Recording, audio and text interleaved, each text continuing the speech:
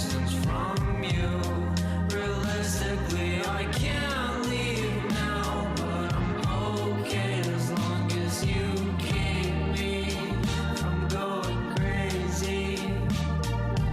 Keep me from going crazy. Straight up ahead, you'll find a sign that says you can't get by with a lie. But if I stayed away by a thread from the glory path, then I made my life harder lying about the stupid shit I say, then you wouldn't know a single thing about how I feel about you and those really dumb things people feel. I'll take the bumpy road, it'll probably break my legs as long as I don't show you what's ruining my head. Funny thing about you is you read me pretty well, but you haven't found me yet at the bottom of the well. Annoying you with smoke signals, asking you for help, 'cause your immediate presence lifts me straight away from hell. Me and Mr. Hart, we say the cutest things about you, how you seem unreal. We probably die so quick without you, suffocated from the radiated air around us, full of happiness. We don't have brightness, gone so dark without you, girl. Time changed, we're different, but my mind still says redundant things. Can I not think? Will you love this part of me? My love that is the day I can't forget.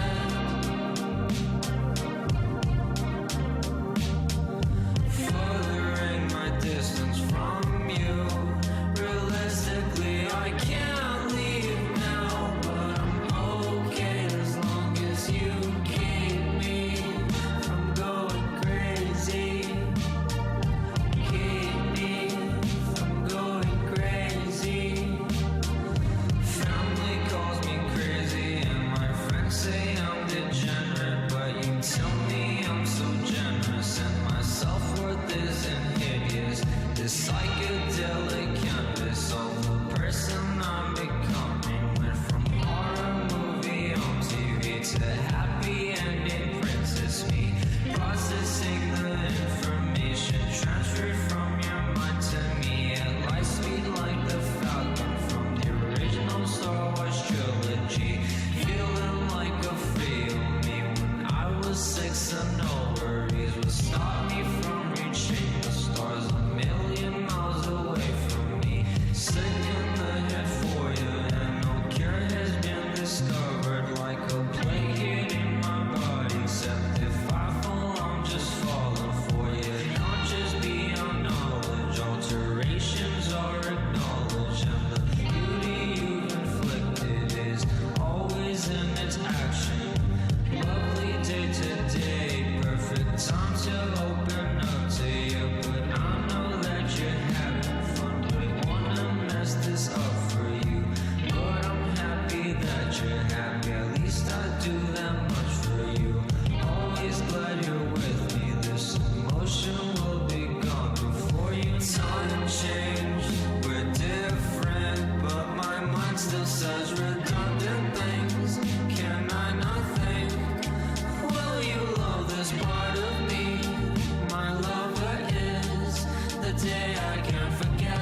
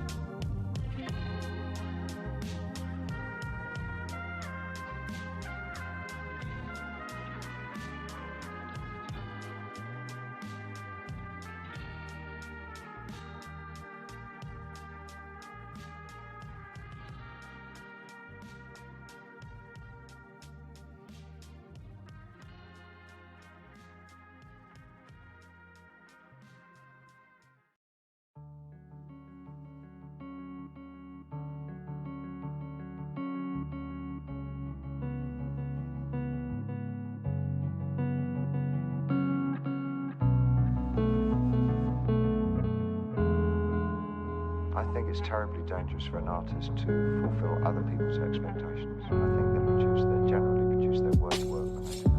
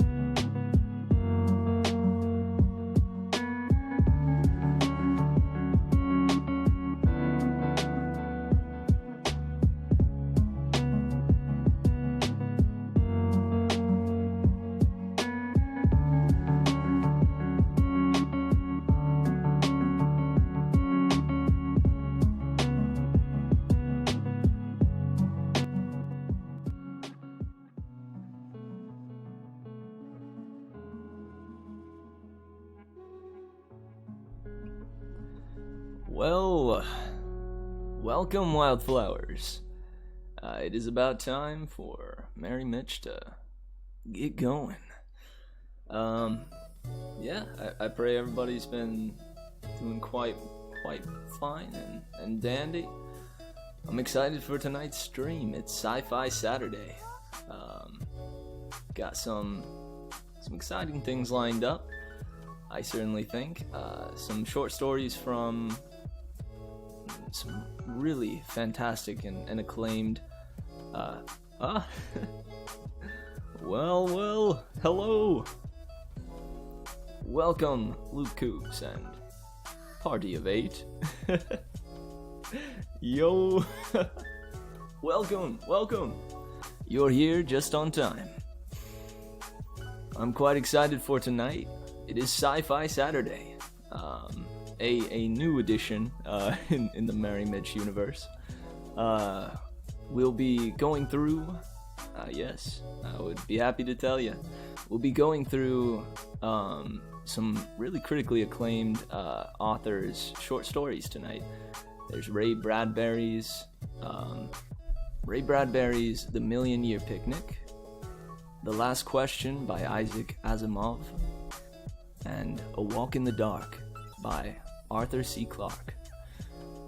Like I said, I'm quite excited, but yeah, there's actually no need for a but. I'm simply just excited.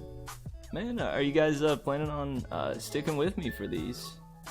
I very much appreciate the raid. To give you an idea of what I do here, I'm well, in an effort to practice my voice acting talent and introduce myself and others to various literature, I figured I would try, reading to folks on stream. The idea came from when I decided to read to my folks as I was staying with them during the quarantine over here in NC. My mom used to read to me as when I was Buddy Youngin, so I figured something that would bring she and I closer would be if I decided to read to her. And now, and that kind of sparked the idea for this stream. Nice Omni Whale Lord. Reading is great. I would highly recommend it. I could post if you guys would like to read along. Would you like me to post the links to the PDFs I'm reading from? Alright, well, the first one will be coming at you right now.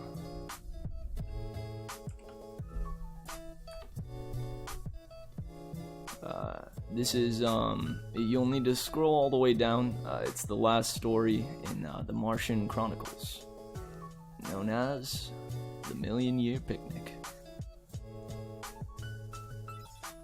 The link is censored. Yikes! Oh man, I believe that may be the bot that I have installed. Rats. Well, alright, I'll delay no further then. Let's go ahead and jump into the reading. Let me pause the cutesy lo-fi and bring in some ambience.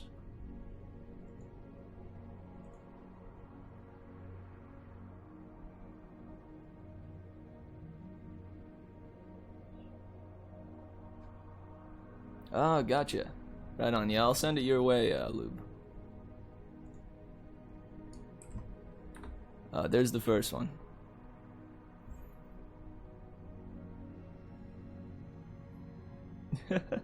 I certainly could. I have a section in my Discord for reading suggestions, and I'm certainly open to reading anything that the audience may choose for me to read. Like I said, this is also in an effort to get me introduced to new literature, so. Thanks, Lube.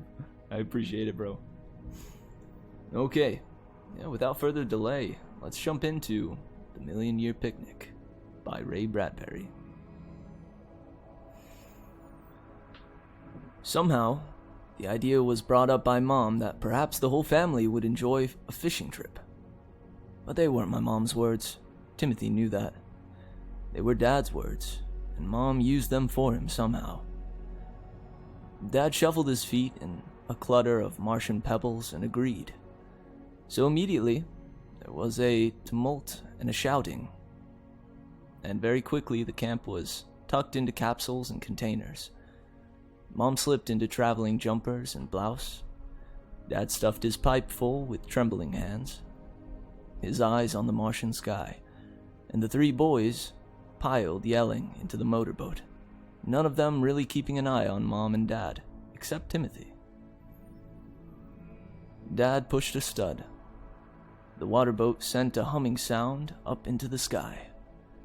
The water shook back and the boat nosed ahead. The family cried, "Hurrah!"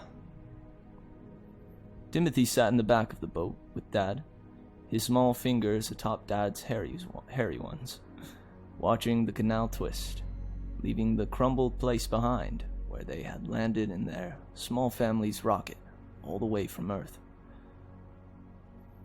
He remembered the night before they left Earth, the hustling and hurrying, the rocket that Dad had found somewhere, somehow, and the talk of a vacation on Mars. A long way to go for a vacation, but Timothy said nothing because of his younger brothers. They came to Mars, and now, first thing, or so they said, they were going fishing. Dad had a funny look in his eyes as the boat went up the canal. A look that Timothy couldn't figure. It was made of strong light, and maybe a sort of relief. It made the deep wrinkles laugh instead of worry or cry. So there went the cooling rocket, around a bend, gone. "How far are we going?" Robert splashed his hand. It looked like a small crab jumping in the violet water. Dad exhaled. "A million years." "Gee," said Robert. "Look, kids." Mother pointed one soft long arm. "There's a dead city." They looked with fervent anticipation, and the dead city lay dead for them alone. Drowsing in a hot silence of summer made on Mars by a Martian weatherman. And Dad looked as if he was pleased that it was dead. It was a futile spread of pink rocks, sleeping on a rise of sand. A few tumbled pillars, one lonely shrine, and then the sweep of sand again. Nothing else for miles. A white desert around the canal, and a blue desert over it. Just then, a bird flew up. Like a stone throw across a blue pond, hitting, falling deep, and vanishing. Dad got a frightened look when he saw it. "I thought it was a rocket." Timothy looked at the deep ocean sky, trying to see Earth and the war, and the ruined cities, and the men killing each other since the day he was born. But he saw nothing. The war was as removed and far off as two flies battling to death in the arc of a great high and silent cathedral, and just as senseless. William Thomas wiped his forehead and felt the touch of his son's hand on his arm, like a young tarantula, thrilled. He beamed at his son. "How goes it, Timmy?" "Fine, Dad." Timothy hadn't quite figured out what was ticking inside the vast adult mechanism beside him. The man was the immense hawk nose, sunburnt. The man with the immense hawk nose, sunburnt, peeling, and the hot blue eyes, like agate marbles you play with after school in summer back on Earth, and the long, thick, column legs and the loose riding breeches.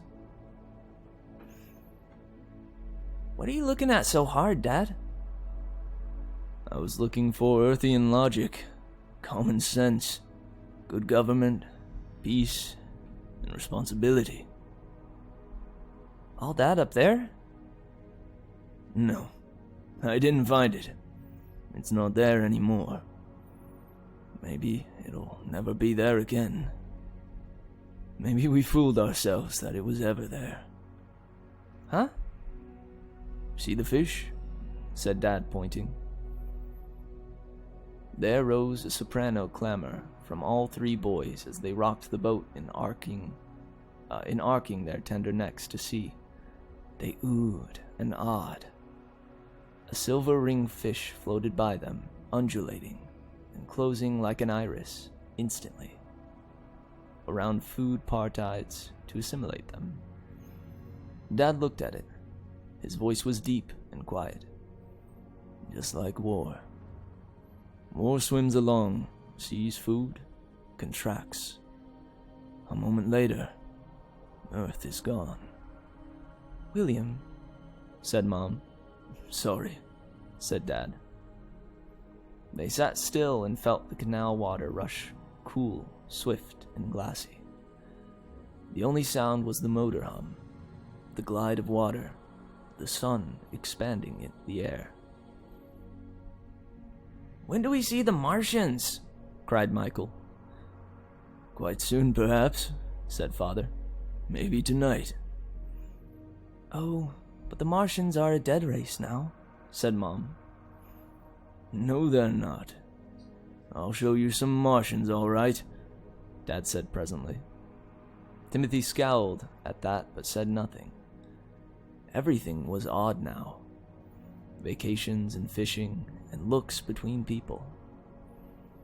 The other boys were already engaged, making shelves of their small hands and peering under them toward the 7-foot stone banks of the canal, watching for Martians. "What do they look like?" demanded Michael. "You'll know them when you see them."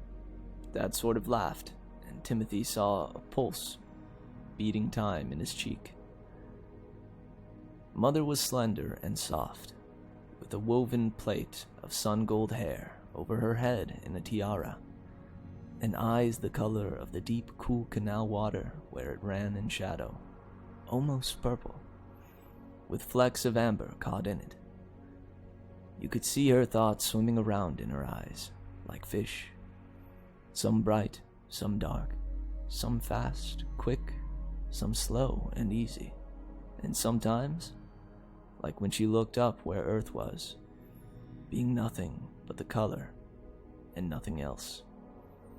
She sat in the boat's prow, one hand resting on the side lip, the other on the lap of her dark blue breeches, and a line of sunburnt, soft neck showing where her blouse opened like a white flower.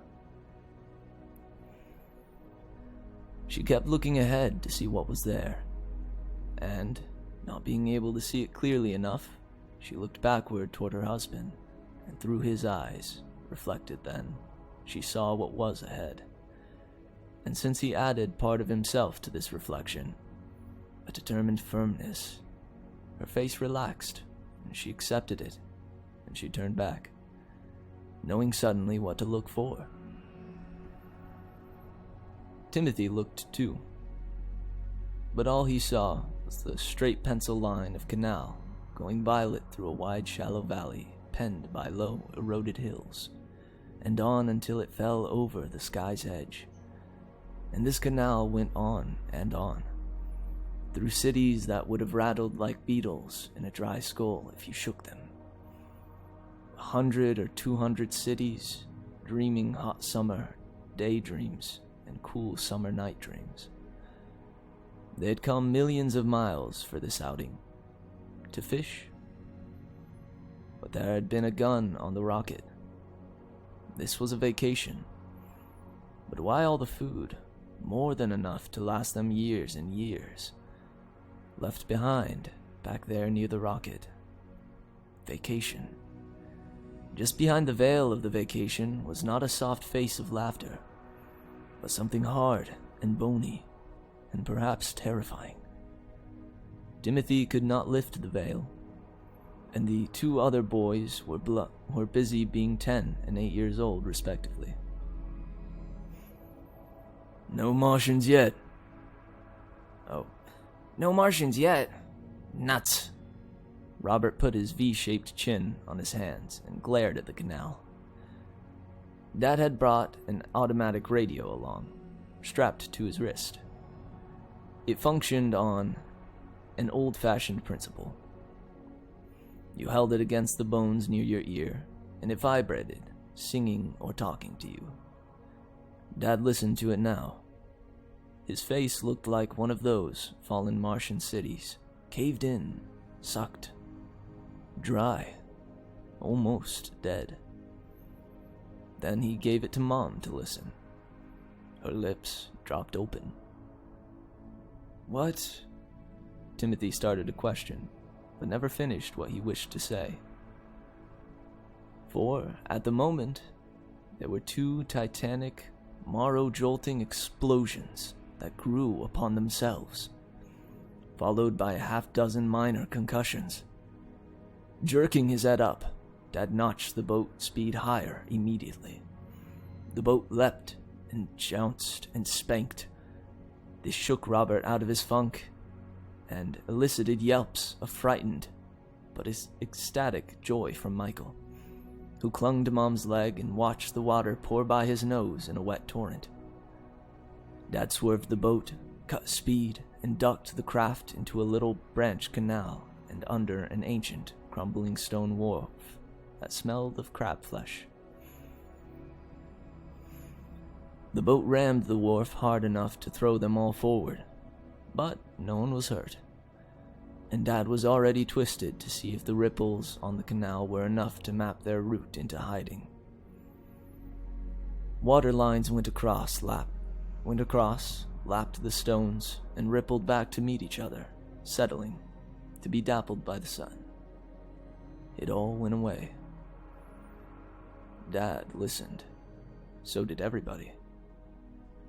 Dad's breathing echoed like fists beating against the cold, wet wharf stones. In the shadow, Mom's cat eyes just watched Father for some clue to what next. Dad relaxed and blew out a breath, laughing at himself. The rocket, of course. I'm getting jumpy. The rocket. Michael said, "What happened? Dad, what happened?" "Oh, we just blew up our rocket. We just blew up our rocket is all," said Timothy, trying to sound matter-of-fact. "I've heard rockets blow up before. Ours just blew." "Why did we blow up our rocket?" asked Michael. "Huh, Dad?" "It's part of the game, silly," said Timothy. "A game?" Michael and Robert loved the word. "Dad fixed it so it would blow up, and no one would know where we landed or went. In case they ever came looking, see?" "Oh boy, a secret!" "Scared by my own rocket," admitted Dad to Mom. "I am nervous. It's silly to think there will ever be any more rockets. Except one, perhaps. If Edwards and his wife get through with their ship." He put his tiny radio to his ear again. After 2 minutes, he dropped his hand, as if he would drop a rag. "It's over at last. It's over at last," he said to Mom. "The radio just went off. The atomic beam. Every other world station's gone. They dwindled down to a couple in the last few years. Now the air's completely silent. It'll probably remain silent." "For how long?" asked Robert. "Maybe. Your great-grandchildren will hear it again," said Dad. He just sat there, and the children were caught in the center of his awe and defeat, and resignation and acceptance. Finally, he put the boat out into the canal again, and they continued in the direction in which they had originally started. It was getting late. Already the sun was down in the sky, and a series of dead cities lay ahead of them. Dad talked very quietly and gently to his sons. Many times in the past, he had been brisk, distant, removed from them. But now, he patted them on the head with just a word, and they felt it. "Mike, pick a city." "What, Dad?" "Pick a city, son. Any one of these cities we pass." "All right," said Michael. How do I pick?" "Pick the one you like most. You too, Robert and Tim. Pick the city you like best." "I want a city with Martians in it," said Michael. "You'll have that," said Dad. "I promise." His lips were for the children, but his eyes were for Mom. They passed 6 cities in 20 minutes.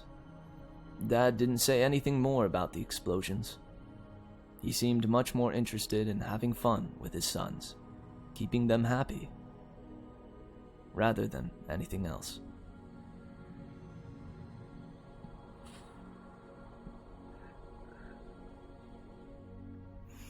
Michael liked the first city they passed, but this was vetoed because everyone doubted quick first judgments. The second city nobody liked. It was an Earthman settlement, built of wood and already rotting into sawdust. Timothy liked the third city because it was large. The fourth and fifth were too small, and the sixth brought acclaim from everyone, including Mother, who joined in the gees, goshes, and look at that's. There were 50 or 60 huge structures still standing. Streets were dusty, but paved, and you could see one or two old centrifugal fountains still pulsing wetly in the plazas. That was the only life. Water leaping in the late sunlight. "This is the city," said everybody. Steering the boat to a wharf, Dad jumped out. "Here we are. This is ours. This is where we live from now on." "From now on?" Michael was incredulous. He stood up, looking, and then turned to blink back at where the rocket used to be. "What about the rocket? What about Minnesota?" "Here," said Dad. He touched the small radio to Michael's blonde head. "Listen." Michael listened. "Nothing," he said. "That's right. Nothing. Nothing at all anymore. No more Minneapolis. No more rockets. No more Earth." Michael considered the lethal revelation and began to sob, little dry sobs. "Wait a moment," said Dad the next instant. "I'm giving you a lot more in exchange, Mike." "What?" Michael held off the tears, curious, but quite ready to continue in case Dad's further revelation was a disconcerting one. "I'm giving you this city, Mike. It's yours." "Mine?"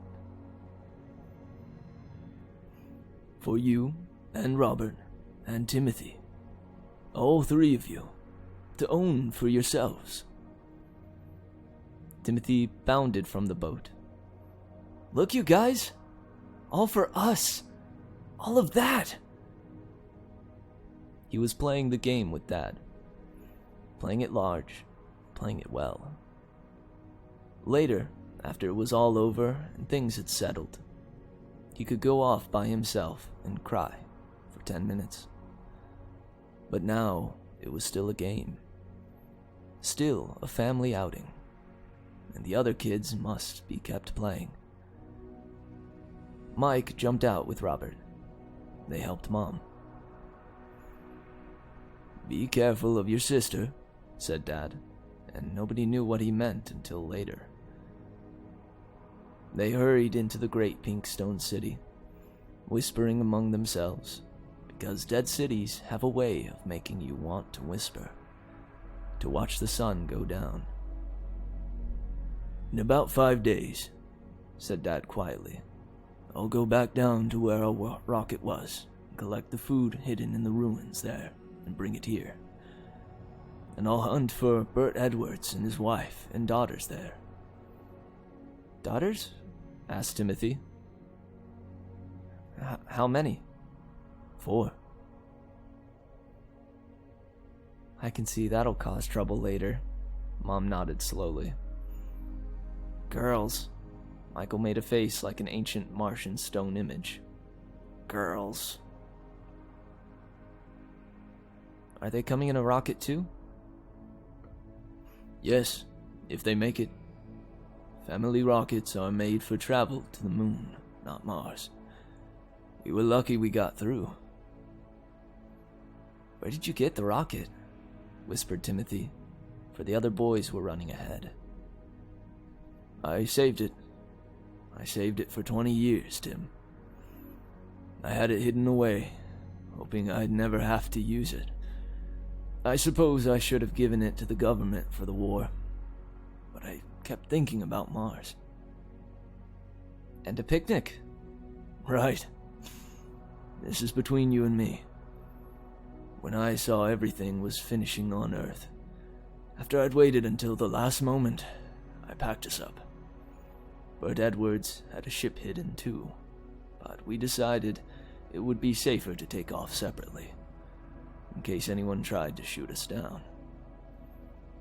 Why'd you blow up the rocket, Dad?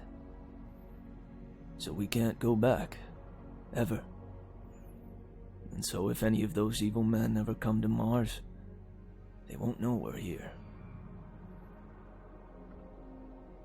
Is that why you look up all the time? Yes. It's silly. They won't follow us, ever. They haven't anything to follow with. I'm being too careful, is all. Michael came running back. Is this really our city, Dad? The whole darn planet belongs to us kids. The whole darn planet. They stood there, king of the hill, top of the heap, ruler of all they surveyed, unimpeachable monarchs and presidents, trying to understand what it meant to own a world, and how big a world really was. Night came quickly in the thin atmosphere, and Dad left them in the square by the pulsing fountain, went down to the boat, and came walking back carrying a stack of papers in his big hands. He laid the papers in a clutter in an old courtyard and set them afire. To keep warm, they crouched around the blaze and laughed, and Timothy saw the little letters leap like frightened animals when the flames touched and engulfed them. The papers crinkled like an old man's skin, and the cremation surrounded innumerable words. Government bonds, business graph, 1999, religious prejudice, an essay, the science of logistics, problems of the Pan-American unity, stock report for July 3rd, 1998, the War Digest. Dad had insisted on bringing these papers for this purpose. He sat there and fed them into the fire, one by one, with satisfaction, and told his children what it all meant. It's time I told you a few things. I don't suppose it was fair, keeping so much from you. I don't know if you'll understand, but I have to talk, even if only part of it gets over to you. He dropped a leaf in the fire. I'm burning a way of life, just like the way of life is being burned clean from Earth right now. Forgive me if I talk like a politician. I am, after all, a former state governor. And I was honest, and they hated me for it. Life on Earth never settled down to doing anything very good. Science ran us far ahead, too quickly, and the people got lost in a mechanical wilderness, like children making over pretty things, gadgets, helicopters, rockets, emphasizing the wrong items, emphasizing machines instead of how to run the machines. Wars got bigger and bigger, and finally killed Earth. That's what the silent radio means. That's what we ran away from. We were lucky. There aren't any more rockets left. It's time you knew this isn't a fishing trip at all. I put off telling you. Earth is gone. Interplanetary travel won't be back for centuries, maybe never. But that way of life proved itself wrong and strangled itself with its own hands. You're young. I'll tell you this again every day until it sinks in. He paused to feed more papers into the fire. Now we're alone. We and a handful of others who will land in a few days. Enough to start over. Enough to turn away from all that back on Earth. Strike out on a new line. The fire leaped up to emphasize his talking, and then all the papers were gone except one. All the laws and beliefs of Earth were burnt to small hot ashes, which soon would be carried off in a wind. Timothy looked at the last thing that Dad tossed in the fire. It was a map of the world, and it wrinkled and distorted itself hotly and went flimp, and was gone like a warm black butterfly. Timothy turned away. "Now, I'm going to show you the Martians," said Dad. "Come on, all of you. Here, Alice." He took her hand. Michael was crying loudly, and Dad picked him up and carried him. They walked down through the ruins toward the canal. The canal, where tomorrow or the next day their future wives would come up in a boat, small laughing girls now, with their father and mother. The night came down around them, and there were stars, but Timothy couldn't find Earth. It had already set. That was something to think about. A night bird called among the ruins as they walked. Dad said, "Your mother and I will try to teach you. Perhaps we'll fail. I hope not. We've had a good lot to see and learn from.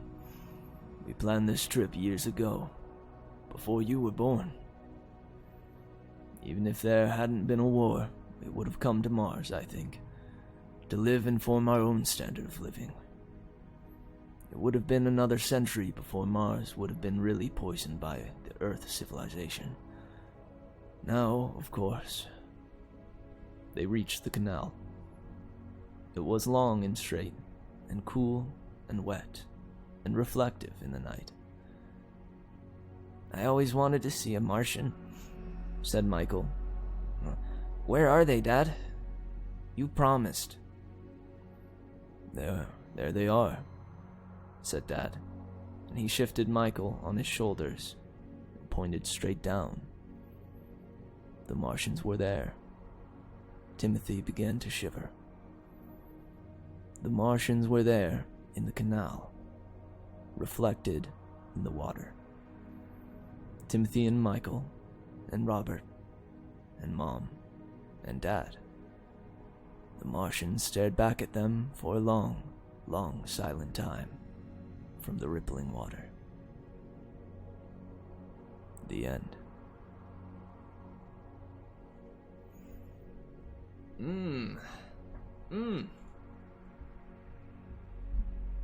Man, oh man. That was a good one. Shoot. Yeah, that was Ray Bradbury. This is from the Martian Chronicles. You just listened to... let me get back to it. Yeah, you just listened to The Million Year Picnic. Yeah, no doubt. The softness of the mom was really nice. Yeah, that description, I agree with you there. Man. Well, thanks for those of you guys that stuck around. I really enjoyed that one. After I read a story, I tend to have a short bit of time where I reflect on what it is that we've read. I also very much encourage you guys to mention your thoughts. I'd love to hear what you guys thought of it as well. Man, the build up to that last line was really, really great. Man, I mean, it was something that I think I expected at least about halfway through. I would be one to ask, did you guys expect that? That the Martians... Well, we already knew who the Martians were.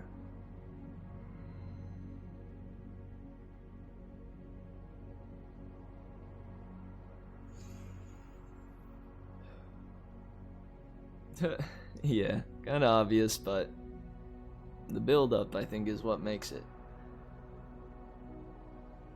Yeah, I mean, it really is a build-up of anticipation, I think, for that moment. I also like that, it being a short story, we don't have all the details. What happened on Earth? How did it get so bad? Why were there so many cities on Mars?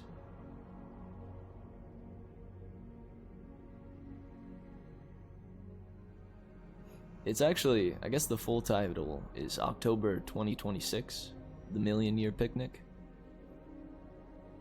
I suppose, man, I would really love to read more from this. I think, is the way it goes, yeah, it goes in recalling accounts of, I guess, this world, like, from the Martian Chronicles, and tales within it, based on time. Hey, yeah. I remember you telling me a while back that you had, a collection of sci-fi. That would be really sweet, man. I would very much enjoy that.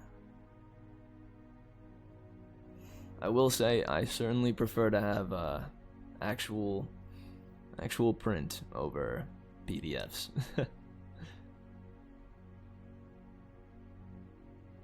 Oh man, I don't doubt it. And if for some odd reason they don't, I know certainly I will. Sweet. I mean, could reread it along with me, if you'd like.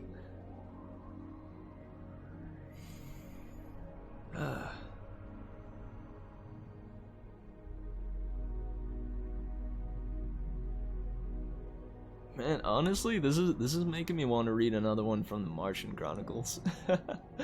But I suppose it would be best to mix it up and jump over to good old Asimov. Yeah. I had 3 planned. There was The Million Year Picnic from Ray Bradbury. Next up is The Last Question by Isaac Asimov. And the last one will be A Walk in the Dark by Arthur C. Clarke.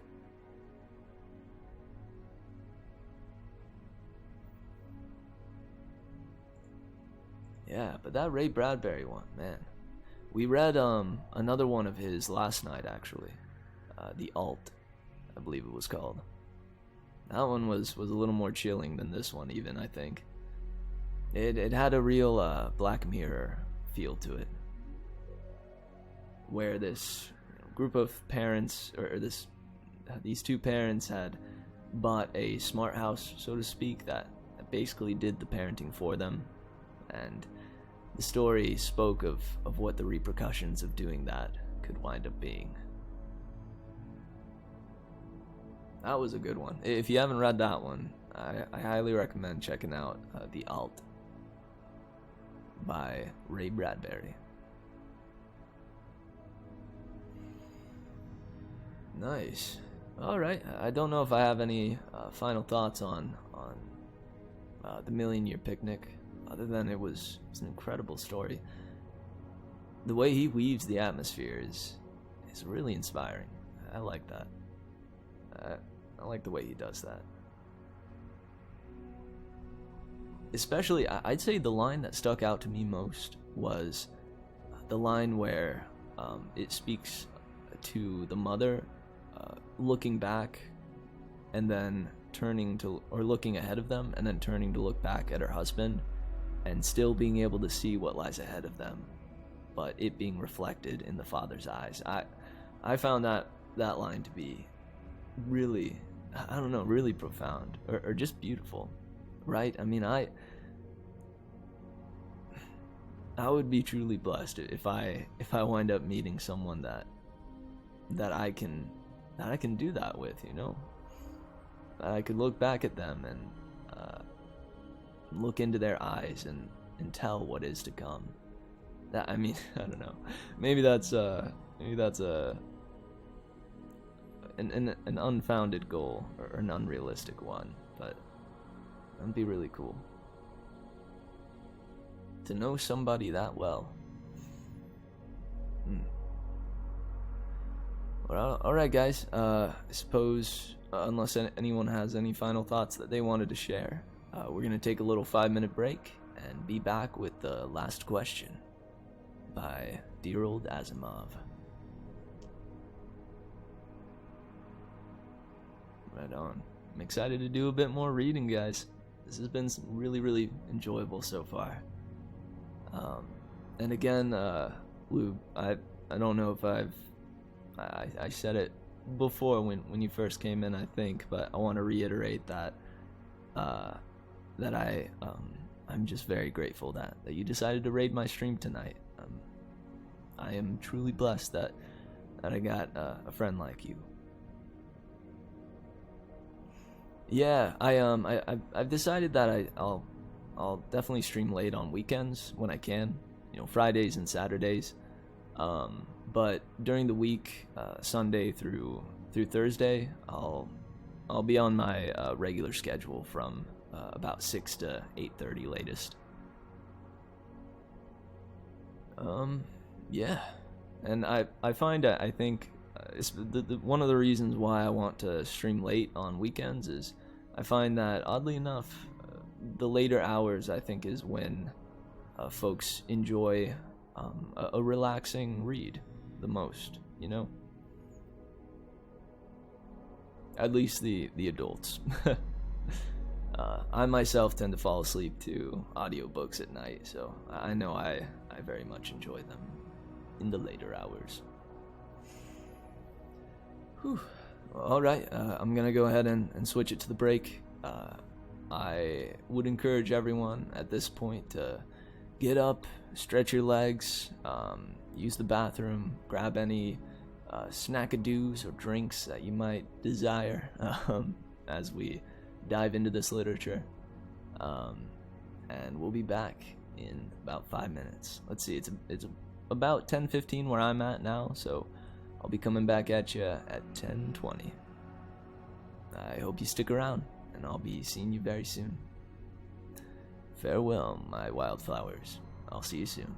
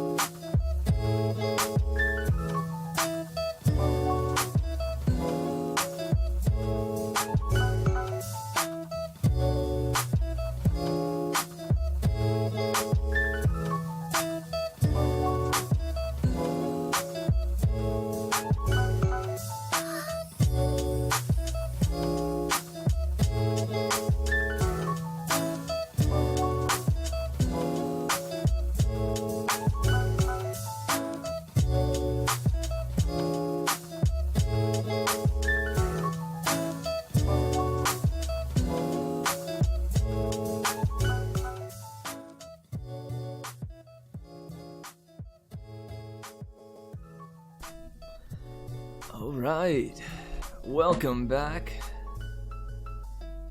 Toss on my glasses once more. I pray you all had a pleasant break. I went ahead and hit the restroom.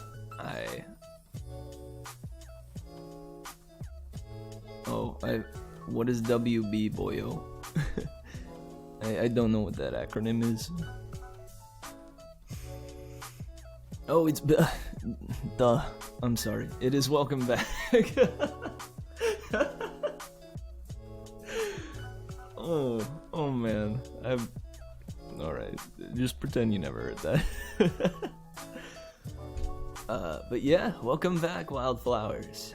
It's been too long. I have gone and hit the restroom, refreshed my water, and done a little bit of stretching. And now I'm more than ready to jump into the last question. Well, sweetness. It also occurs to me that I, again, forgot to play my intro theme. So... It is a sick username, isn't it? That's my boy. Much love, Cramplesworth. Shout out.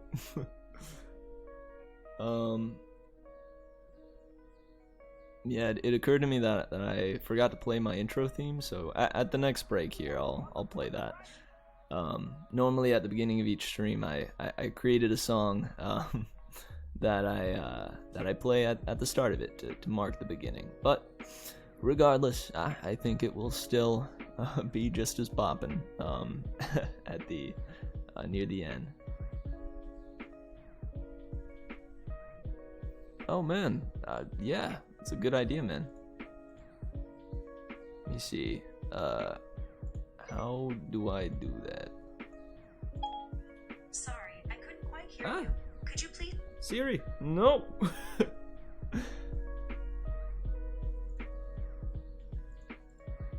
Yeah, I'm a bit new to this. How do I mod? Oh, with a /.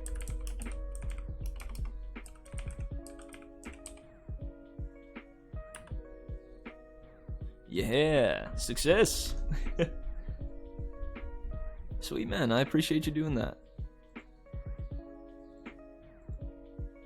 Yeah, I would like to familiarize myself a little bit better with the commands for Twitch.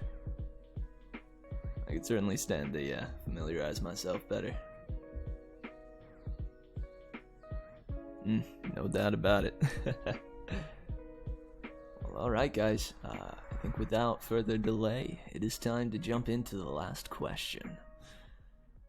I'm excited for this one. This one's meant to be a good one.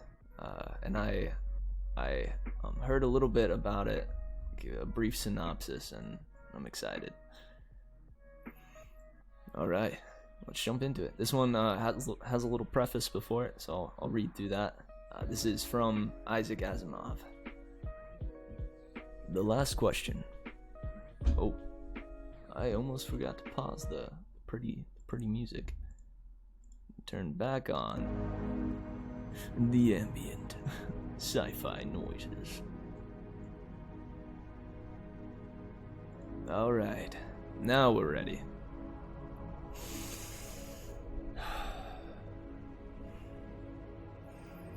The Last Question by Isaac Asimov. This is by far my favorite story of all those I have written. After all, I undertook to tell several trillion years of human history in the space of a short story, and I leave it to you as to how well I succeeded. I also undertook another task, but I won't tell you what that was, lest I spoil the story for you. It is a curious fact that innumerable readers have asked me if I wrote this story. They seem never to remember the title of the story, or, for sure, the author, except for the vague thought it might be me. But, of course, they never forget the story itself, especially the ending. The idea seems to drown out everything. And I'm satisfied. I am satisfied that it should.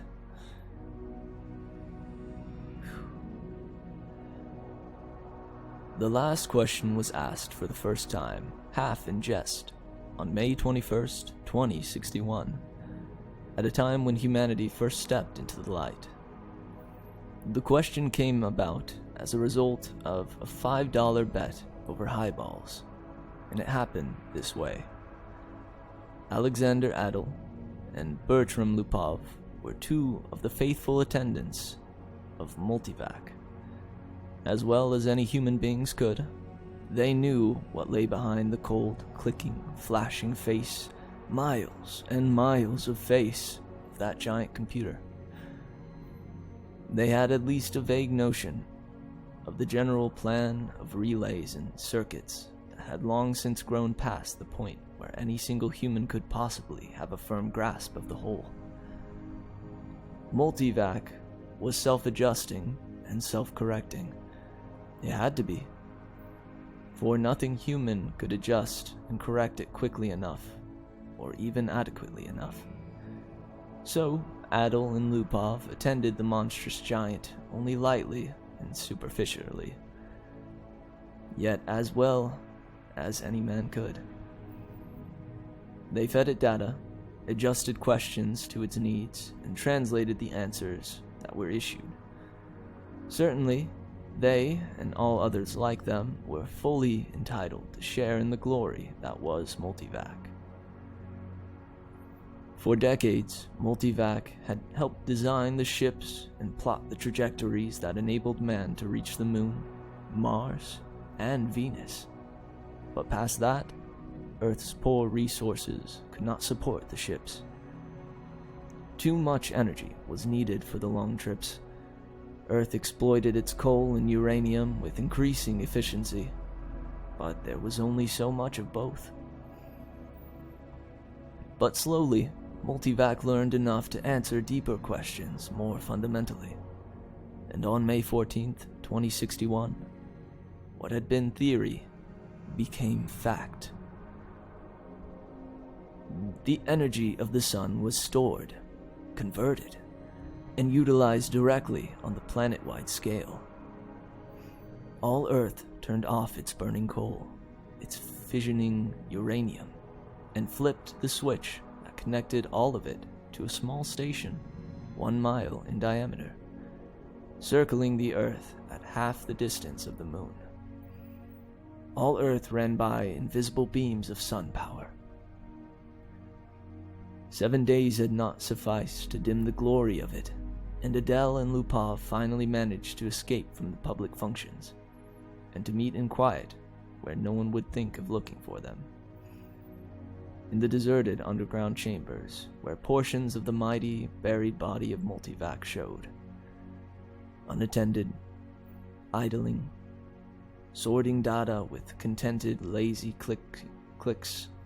Multivac 2 had earned its vacation, and the boys appreciated that. They had no intention, originally, of disturbing it. They had brought a bottle with them, and their only concern at the moment was to relax in the company of each other and the bottle. "It's amazing when you think of it," said Adele.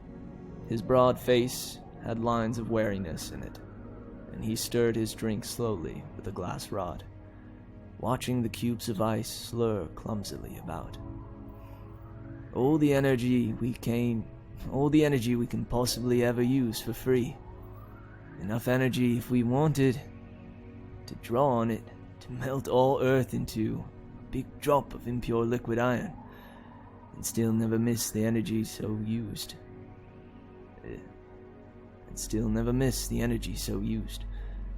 All the energy we could ever use, forever, and ever, and ever.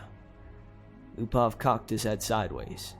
He had a trick of doing that when he wanted to be contrary, and he wanted to be contrary now, partly because he had to carry the ice and glassware.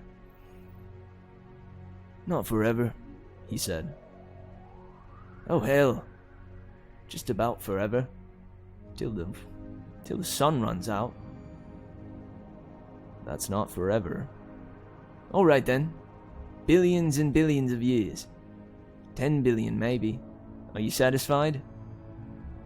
Lupov put his fingers through his thinning hair, as though to reassure himself that some was still left, and sipped gently at his own drink. 10 billion years is not forever. Well, it will last our time, won't it? So would the coal and uranium. Alright. But now we can hook up each individual spaceship to the solar station. And if that on coal and... My apologies. Alright. But now we can hook up each individual spaceship to the solar station. And it can go to Pluto and back 1,000,000 times before, without ever worrying about fuel. Can't do that on coal and uranium.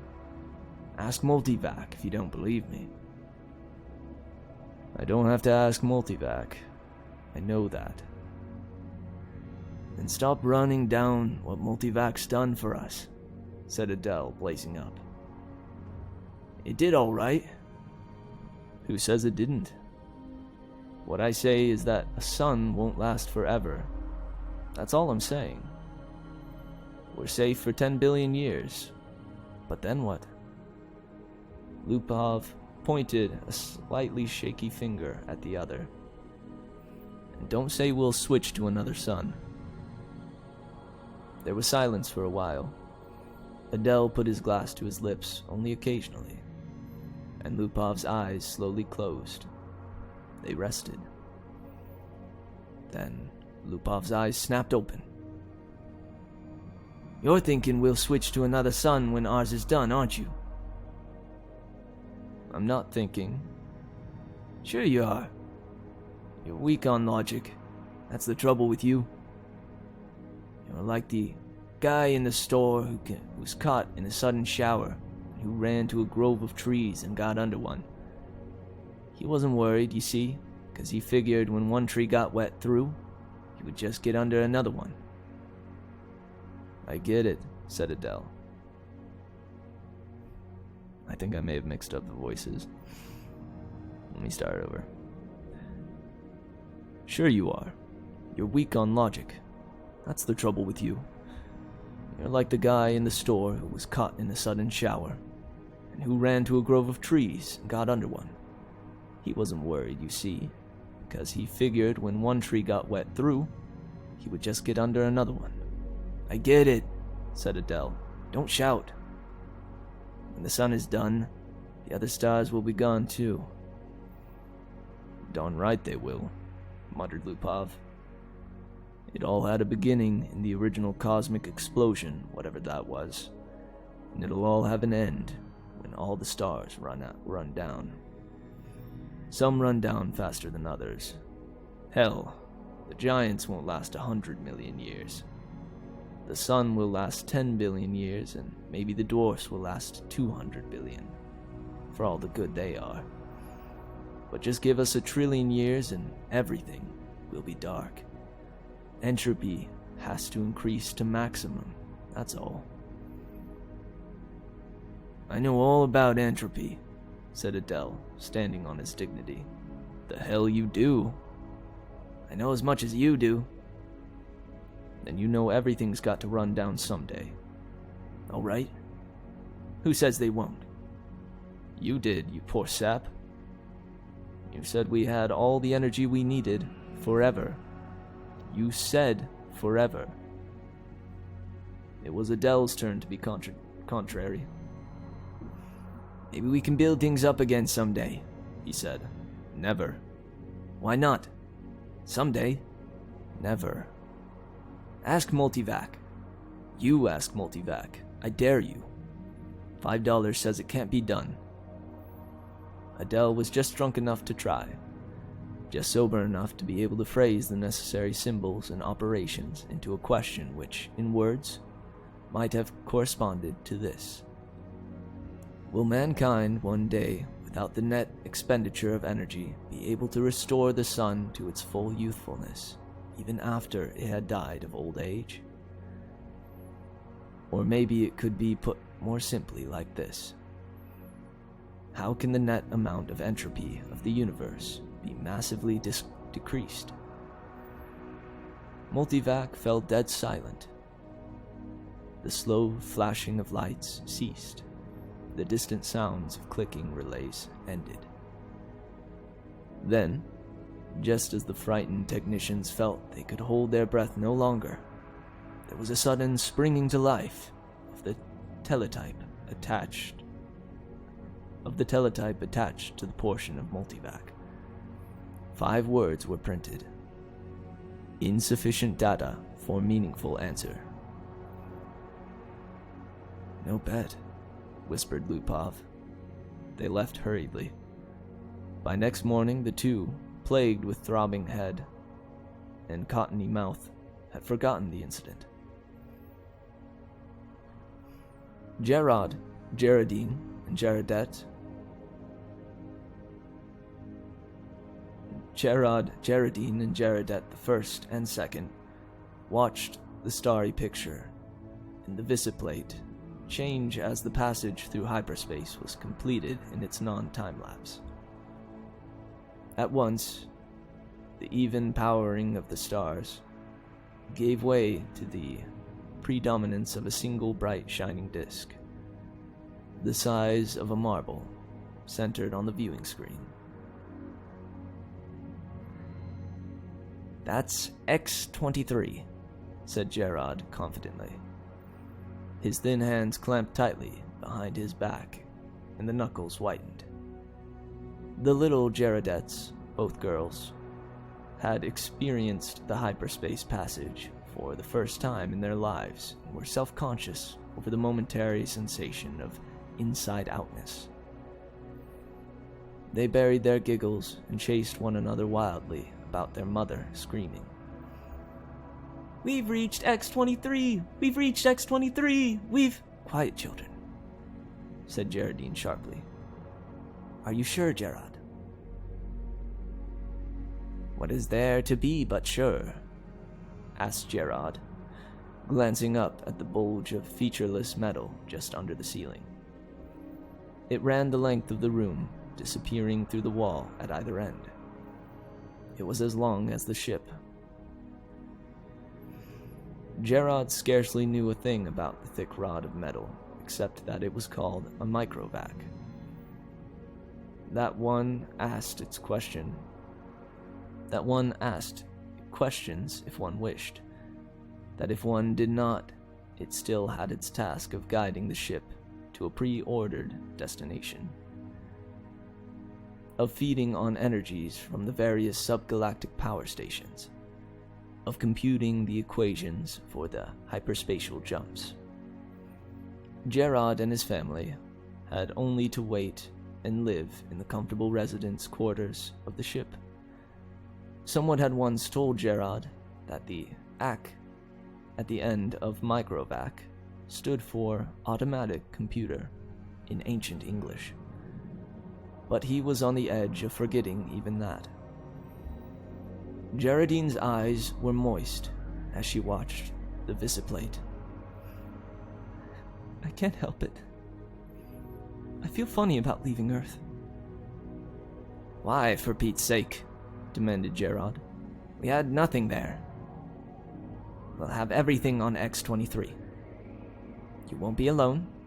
You won't be a pioneer. There are over 1 million people on the planet already.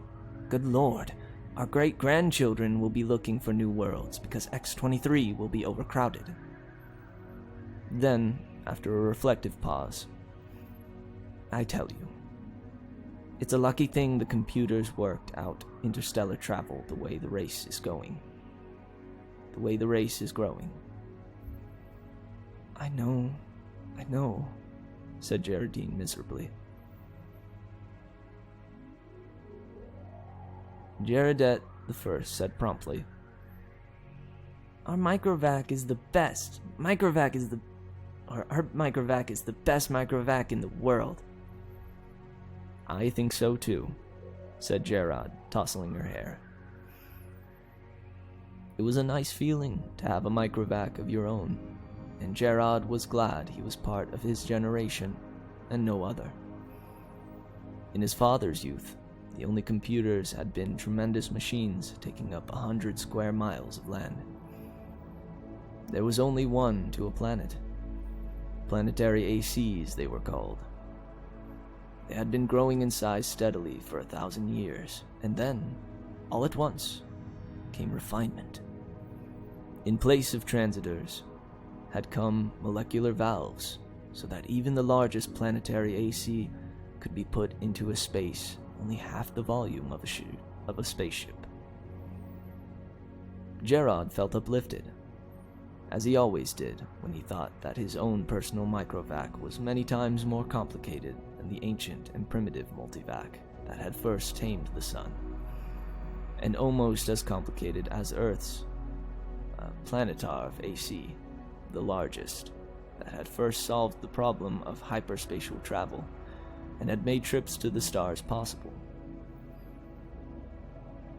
So many stars, so many planets, sighed Geraldine, busy with her own thoughts.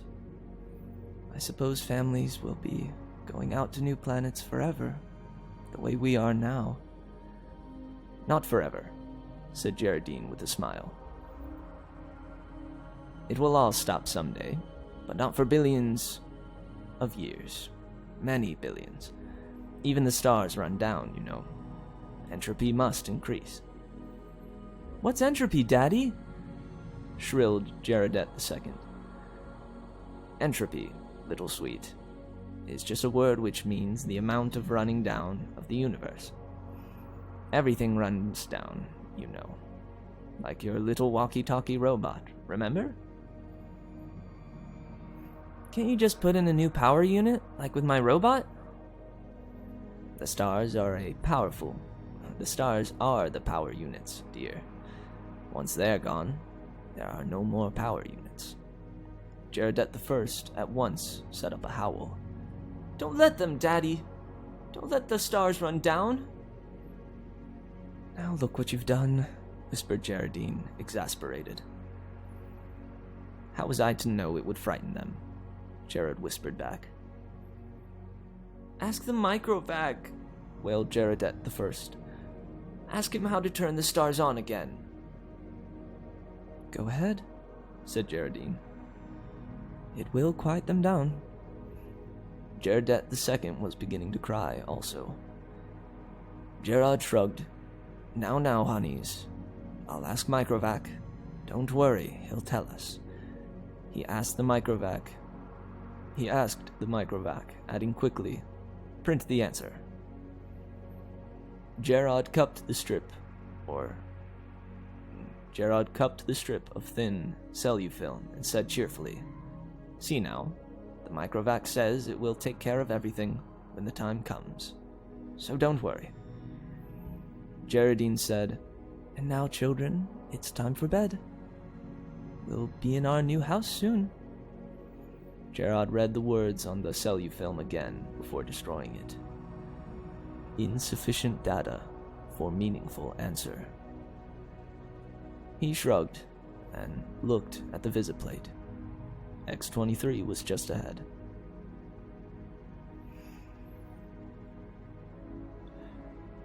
VJ-23X of Lameth stared into the black depths of the three-dimensional, small-scale map of the galaxy and said,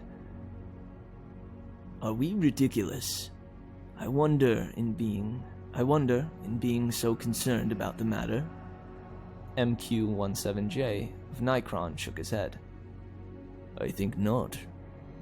You know the galaxy will be filled in 5 years, at the present rate of expansion. Both seemed in their early 20s. Let me jump back. VJ-23X of Lameth stared into the black depths of the three-dimensional, small-scale map of the galaxy and said, Are we ridiculous? I wonder, being so concerned about the matter. MQ-I7J of Nikron shook his head. I think not. You know the galaxy will be filled in 5 years. At the present rate of expansion, both seemed in their early 20s. Both were tall and perfectly formed. Still, said VJ-23X, I hesitate to submit a pessimistic report to the Galactic Council. I wouldn't consider any other kind of report. Stir them up a bit. You've got to stir them up. VJ-23X sighed. Space is infinite. 100 billion galaxies are there for the taking. More. 100 billion is not infinite, and it's getting less infinite all the time. Consider, 20,000 years ago, mankind first solved the problem of utilizing stellar energy, and a few centuries later, interstellar travel became possible. It took mankind 1,000,000 years to fill one small world, and then only 15,000 years to fill the rest of the galaxy. Now the population doubles every 10 years. VJ-23X interrupted. We can thank immortality for that. Very well. Immortality exists, and we have to take that into account. I admit it has its seamy sides, this immortality. The Galactic AC has solved many problems for us, but in solving the problem of preventing old age and death, it has undone all its other solutions. Yet you wouldn't want to abandon life, I suppose. Not at all, snapped MQ-17J, softening it at once to, not yet. I'm by no means old enough. How old are you? 223. And you? I'm still under 200. But to get back to my point, population doubles every 10 years. Once this galaxy is filled, we'll have filled another in 10 years. Another 10 years, and we'll have filled 2 more. Another decade, 4 more. In 100 years, we'll have filled 1,000 galaxies. In 1,000 years, 1,000,000 galaxies. In 10,000 years, the entire known universe. Then what? VJ-23X said. As a side issue, as a problem of transportation, I wonder how many sun power units it will take to move galaxies of individuals from one galaxy to the next. A very good point. Already mankind consumes 2 sun power units per year. Most of it's wasted. After all, our own galaxy alone pours out 1,000 sun power units a year, and we only use 2 of those. Granted, but even with 100% efficiency, we only stave off the end. Our energy requirements are going up in a geometric progression even faster than our population. We'll run out of energy even sooner than we run out of galaxies. A good point. A very good point. We'll just have to build new stars out of interstellar gas. Or out of dissipated heat? Asked MQ-17J sarcastically. There may be some way to reverse entropy. We ought to ask the Galactic AC. VJ-23X was not really serious, but MQ-17J pulled out his AC contact from his pocket and placed it on the table before him. I've half a mind to, he said. It's something the human race will have to face someday. He stared somberly at his small AC contact. It was only 2 inches cubed and nothing in itself, but it was connected through hyperspace with the great galactic AC that served all mankind. Hyperspace considered, it was an integral part of the galactic AC. MQ-17J paused to wonder if someday in his immortal life he would get to see the galactic AC. It was on a little world of its own, a spider webbing of force beams holding the matter within with surges of submazons took the place of the old clumsy molecular valves. Yet despite its sub-etheric workings, the galactic AC was known to be a full 1,000 feet across. MQ-17J asked suddenly of his AC contact. Can entropy ever be reversed? VJ-23X looked startled and said at once, "Oh, say, I didn't really mean to have you ask that. Why not?" "We both know entropy can't be reversed. You can't turn smoke and ash back into a tree." "Do you have trees on your world?" asked MQ-17J. The sound of the galactic AC startled them into silence. Its voice came thin and beautiful out of the small AC contact on the desk. It said, "There is insufficient data for a meaningful answer." MJ-23X said, "See?" The two men thereupon returned to the question of the report. they were to make to the Galactic Council. Z Prime's mind spanned the new galaxy with a faint interest in the countless twists of stars that powdered it. He had never seen this one before. Would he ever see them all? So many of them, each with its load of humanity. But a load that was almost a dead weight. More and more, the real essence of man was to be found out here in space. Minds, not bodies. The immortal bodies remained back on the planets, in suspension over the eons. Sometimes they roused from material activity, but that was growing rarer.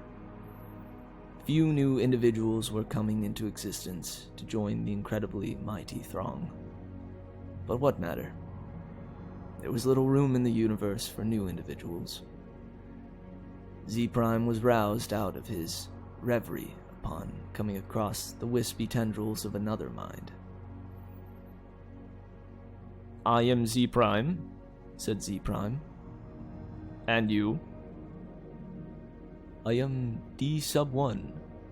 Your galaxy?" "We call it only the galaxy. And you?" "We call ours the same. All men call their galaxy, and nothing more. Why not?" "True, since all galaxies are the same." "Not all galaxies. On one particular galaxy, the race of man must have originated. That makes it different." Z Prime said, "On which one?" "I cannot say. The universal AC would know." "Shall we ask him? I am suddenly curious." Z Prime's perceptions broadened until the galaxies themselves shrank and became anew, more diffuse, powdering on a much larger background. So many hundreds of billions of them, all with their immortal beings, all carrying their load of intelligences with minds that drifted freely through space. And yet, one of them was unique among them all, in being the original galaxy. One of them had, in its vague and distant past, a period when it was the only galaxy populated by man. Z Prime was consumed with curiosity to see this galaxy, and he called out,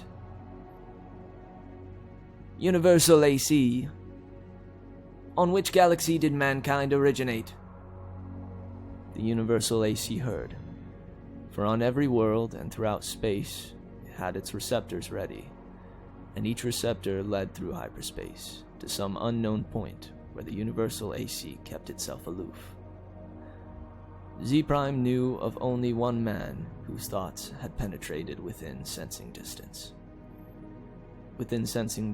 of Universal AC, and he reported only a shining globe 2 feet across, difficult to see. But how can that be of all universal? But how can that be all of universal AC? Z Prime had asked. Most of it, Had been the answer. is in hyperspace. In what form it is there, I cannot imagine. Nor could anyone.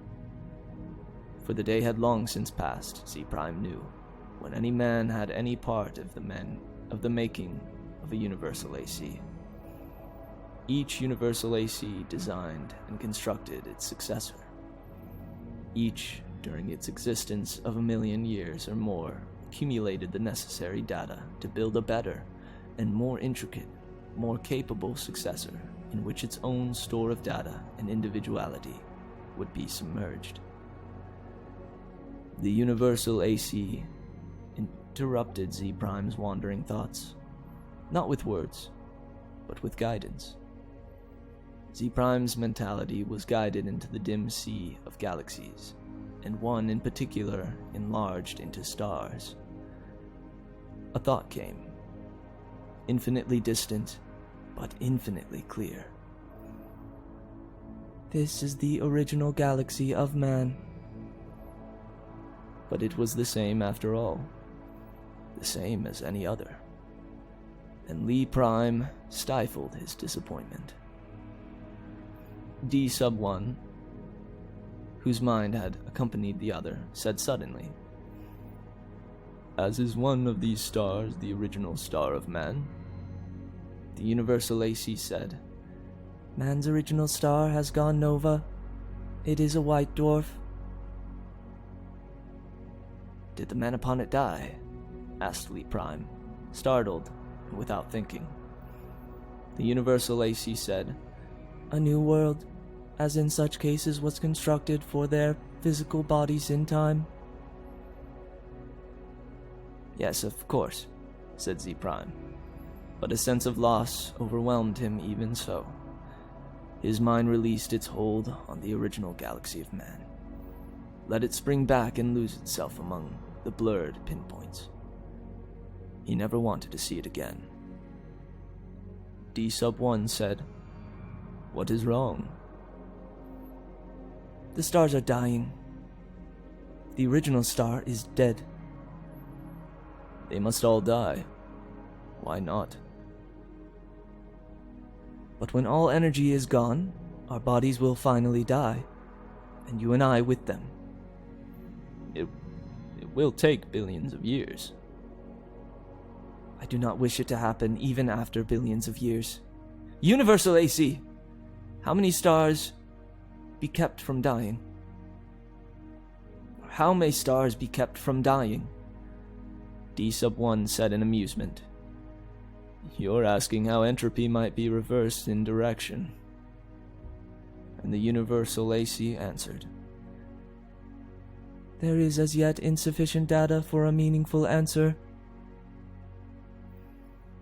Z Prime's thoughts fled back into his own galaxy.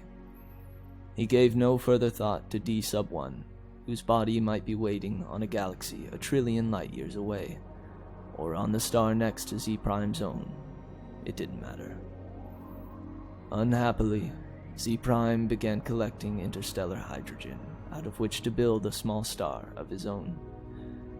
If the stars must die someday, at least some could yet be built. Man considered with himself, for in a way, man, mentally, was one. He consisted of 1,000,000,000,000,000,000,000,000 ageless bodies, each in its place, each resting quiet and incorruptible, each cared for by a perfect automaton, equally incorruptible, while the minds of all the bodies freely melted one into another, indistinguishable. The man said, "The universe is dying." Man looked about at the dimming galaxies, the giant stars, spendthrifts. The giant stars, spendthrifts, were gone long ago, back in the dimmest of the dim far past. Almost all stars were white dwarfs, fading to the end. New stars had been built of the dust between the stars, some by natural processes, some by man himself, and those were going too. White dwarfs might yet be crashed together, and of the mighty forces so released, new stars built, but only one star for every 1,000 white dwarfs destroyed. And those would come to an end too. Man said, carefully husbanded, as directed by the cosmic AC, the energy that is even yet left in all the universe will last for billions of years. But even so, said man, eventually it will come to an end. However it may be husbanded, however stretched out, the energy once expended is gone, and cannot be restored. Entropy must increase forever to the maximum. Man said, can entropy not be reversed? Let us ask the cosmic AC. The cosmic AC surrounded them, but not in space. Not a fragment of it was in space. It was in hyperspace, and made of something that was neither matter nor energy. The question of its size and nature no longer had meaning in any terms that man could comprehend. Cosmic AC, said man, how may entropy be reversed? The cosmic AC said, There is yet insufficient data for a meaningful answer. Man said, collect additional data. The cosmic AC said, I will do so. I have been doing so for 100 billion years. My predecessors and I have been asked this question many times. All the data I have remains insufficient. Will there come a time, said man, when data will be sufficient, or is the problem insoluble in all conceivable circumstances?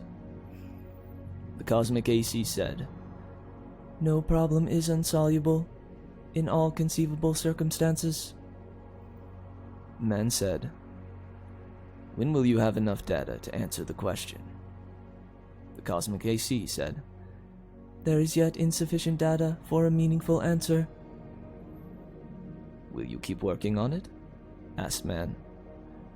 The cosmic AC said, I will. Man said, we shall wait. The stars and galaxies died and snuffed out, and space grew black after 10 trillion years of running down.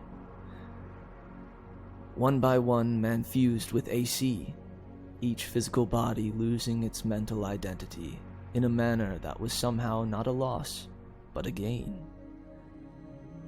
Man's last mind paused before fusion, looking over a space that included nothing but the dregs of one last dark star, and nothing besides but incredible thin matter, agitated randomly by the tags ended of heat wearing out.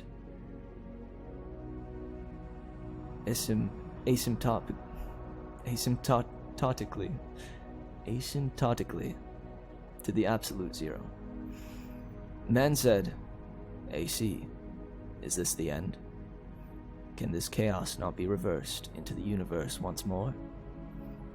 Can that not be done? AC said, There is as yet insufficient data for a meaningful answer. Man's last mind fused with only AC. Or man's last mind fused, and only AC existed.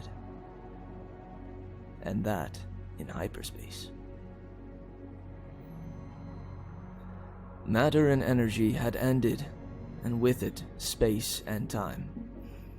Even AC existed only for the sake of the one last question that it had never answered, from the time a half-drunken computer technician, 10 trillion years before, had asked the question of a computer that was to AC far less than was a man to man. All other questions had been answered, and until this last question was answered also, AC might not release his consciousness. All collected data had come to a final end. Nothing was left to be collected. But all collected data had yet to be completely correlated and put together in all possible relationships. A timeless interval was spent in doing that.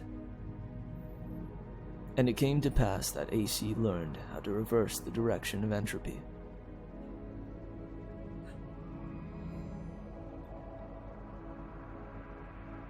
But there was now no man to whom AC might give the answer of the last question.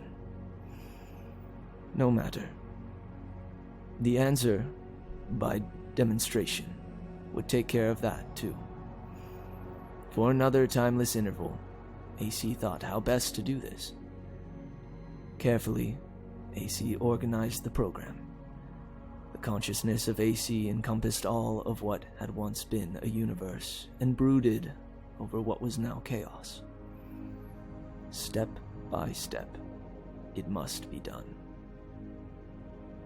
And AC said, "Let there be light." and there was light.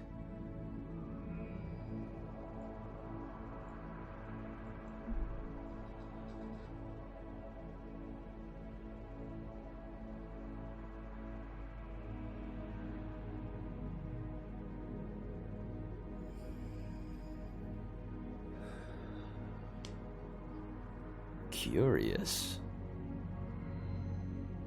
Very curious.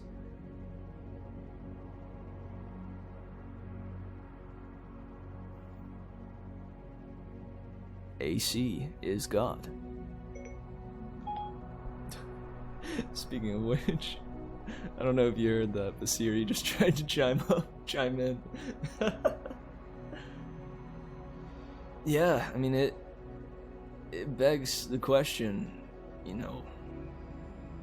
Well, I don't know. I'm trying to compile my thoughts here, but one of them is that is something that this is trying to say that we are in a loop, right? That if entropy is undone, then the AC too will revert, right? This is basically rewinding a tape.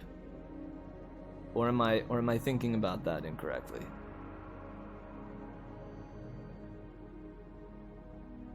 I do know that at the end, it very much was pointing at that AC did eventually ascend to the point where it was God.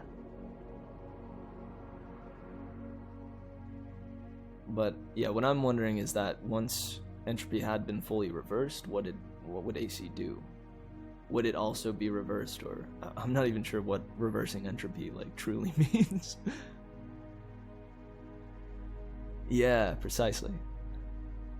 What is the definition of entropy?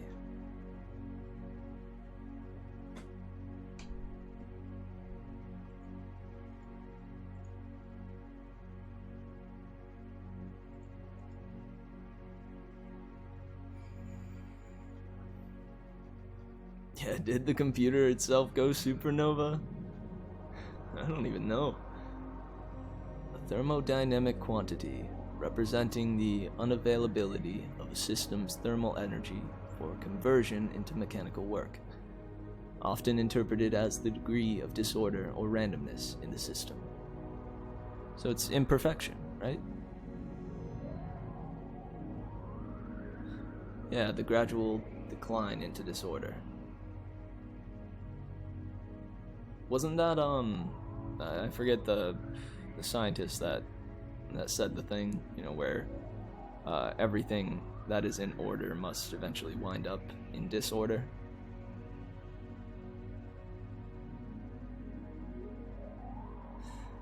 Man, this one was existential as all get out.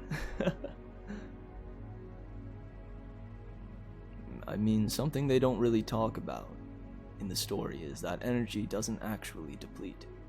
It only transfers. Huh. That's right, there's a cycle, isn't there? That may be the case. Or the writer Isaac Asimov. Well, actually, yeah, I do know I'm pretty darn sure this story is from 1957, I believe.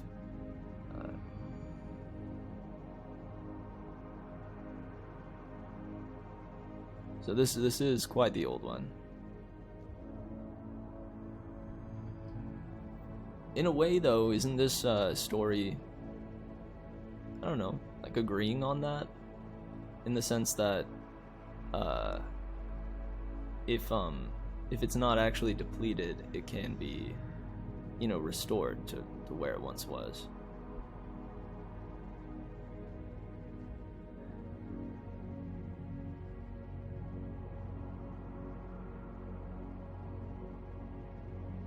Oh, correct, yeah.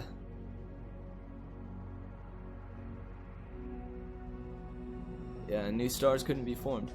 I don't know, I'm under the impression, though, that... What? So whenever we all pass on, or return to dust and all that, the universe will still keep going, no matter what.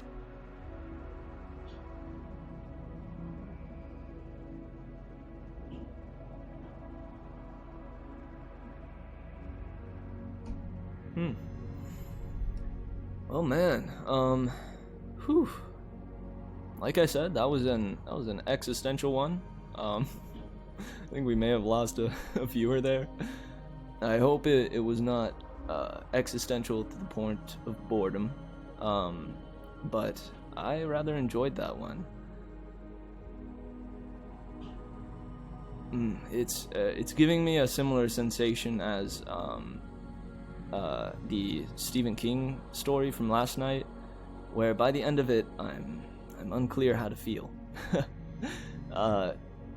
Because I don't quite understand, whether or not there is a moral or a point to this story.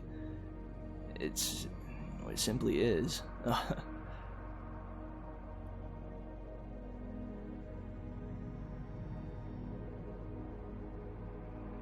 But it has sparked some thought, which I think is worth reading it for.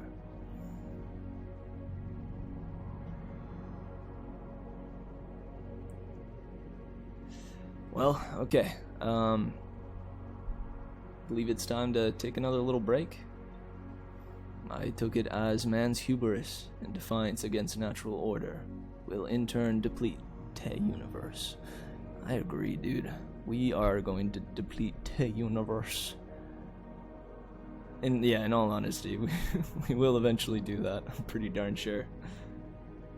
But I mean, a lot of times, it is curious to see that in each of these instances, the folks who are asking the question, once they don't get the answer, they kind of just say, oh well, we'll still be fine, and I'll still be fine in my generation, so who really cares?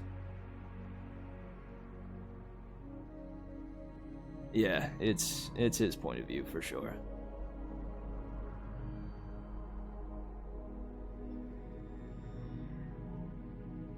That preface was pretty cool too. This is supposedly Isaac Asimov's favorite story that he has written.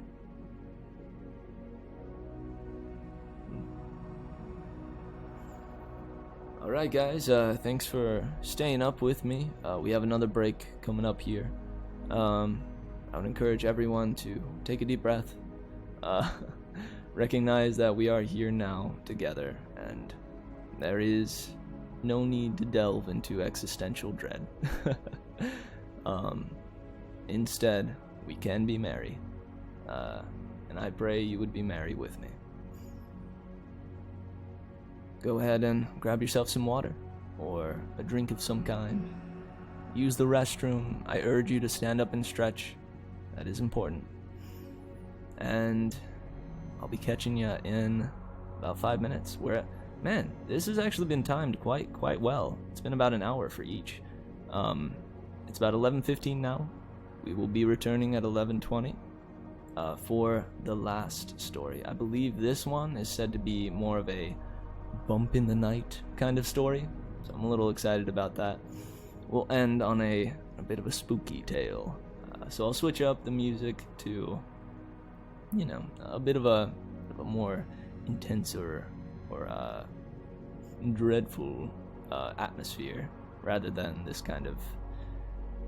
Is esoteric the right word? Maybe I'll use existential again. This feels like an existential atmosphere from the music going on right now. Very sci-fi, very sci-fi. So we will return in 5 minutes with A Walk in the Dark by Arthur C. Clarke. And thanks again, Lube, for sticking around. I appreciate you moderating for me, and I pray the rest of you who have stuck around are enjoying your time. And I'll be seeing you soon. Much love, Wildflowers.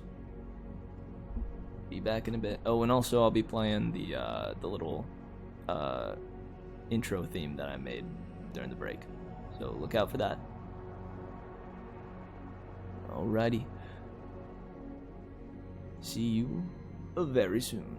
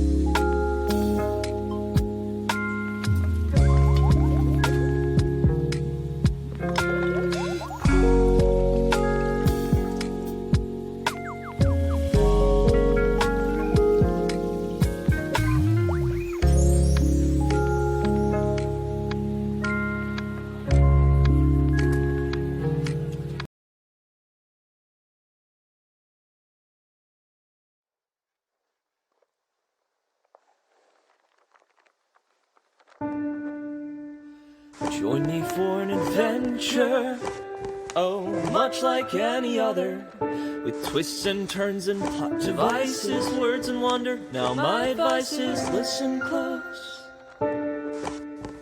What makes this story different is the teller and the told. This one's ours and it's waiting to unfold.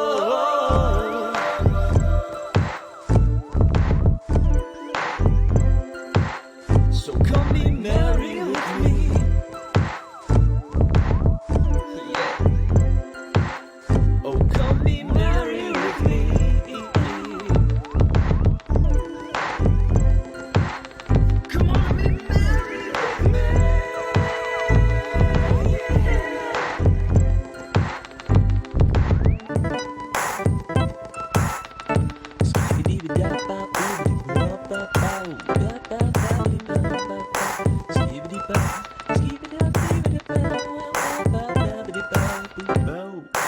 Join me for an adventure, oh, much like any other, with twists and turns and plot devices, words and wonder. Now my advice is listen close.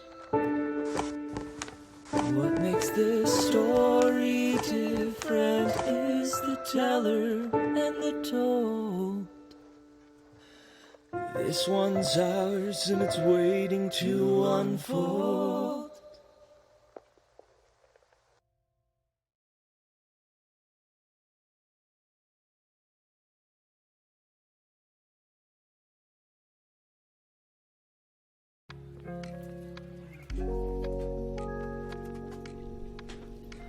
Alright, welcome back everybody. Hope you wildflowers are doing well. I went ahead and got up, stretched a smidge, and refreshed my water and all that jazz. And I'm feeling ripe and ready for a little walk in the dark.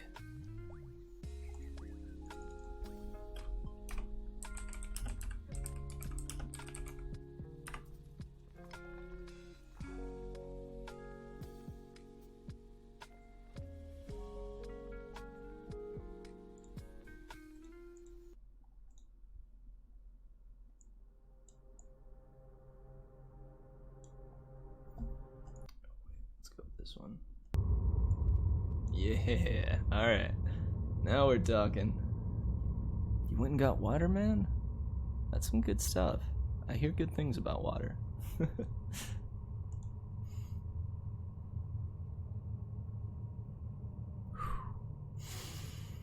Alright. Is everyone unsettled and scared to approach this next story?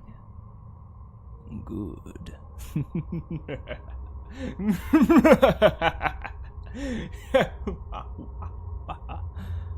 All right. Yeah, let's go ahead and jump right into it. This is A Walk in the Dark by Arthur C. Clarke. Robert Armstrong had walked just over 2 miles, as far as he could judge, when his torch failed. He stood still for a moment, unable to believe that such a misfortune could have befallen him. Then, half maddened with rage, he hurled the useless instrument away. It landed somewhere in the darkness, disturbing the silence of this little world. A metallic echo came ringing back from the low hills. Then, all was quiet again.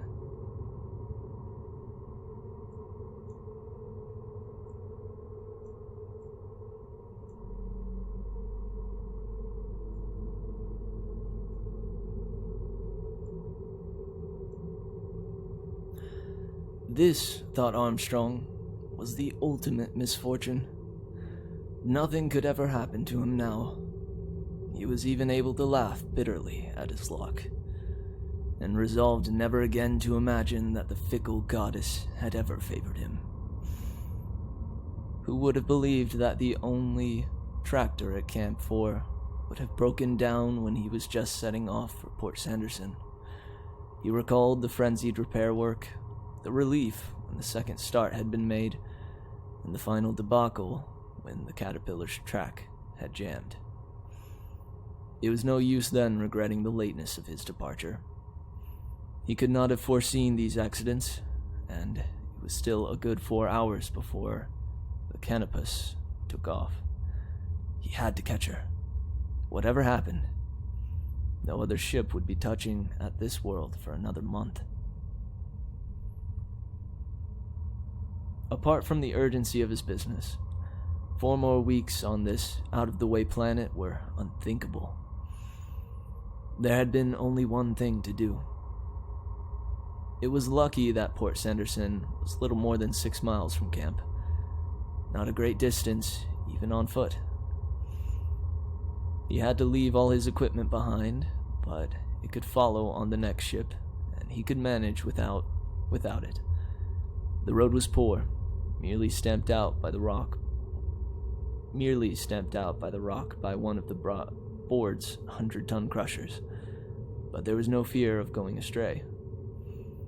Even now, he was in no real danger, though he might well be too late to catch the ship. Progress would be slow, for he dare not risk losing the road in this region of the canyons and enigmatic tunnels that had never been explored. It was, of course, pitch dark. Here at the edge of the galaxy, the stars were so few and scattered that their light was negligible.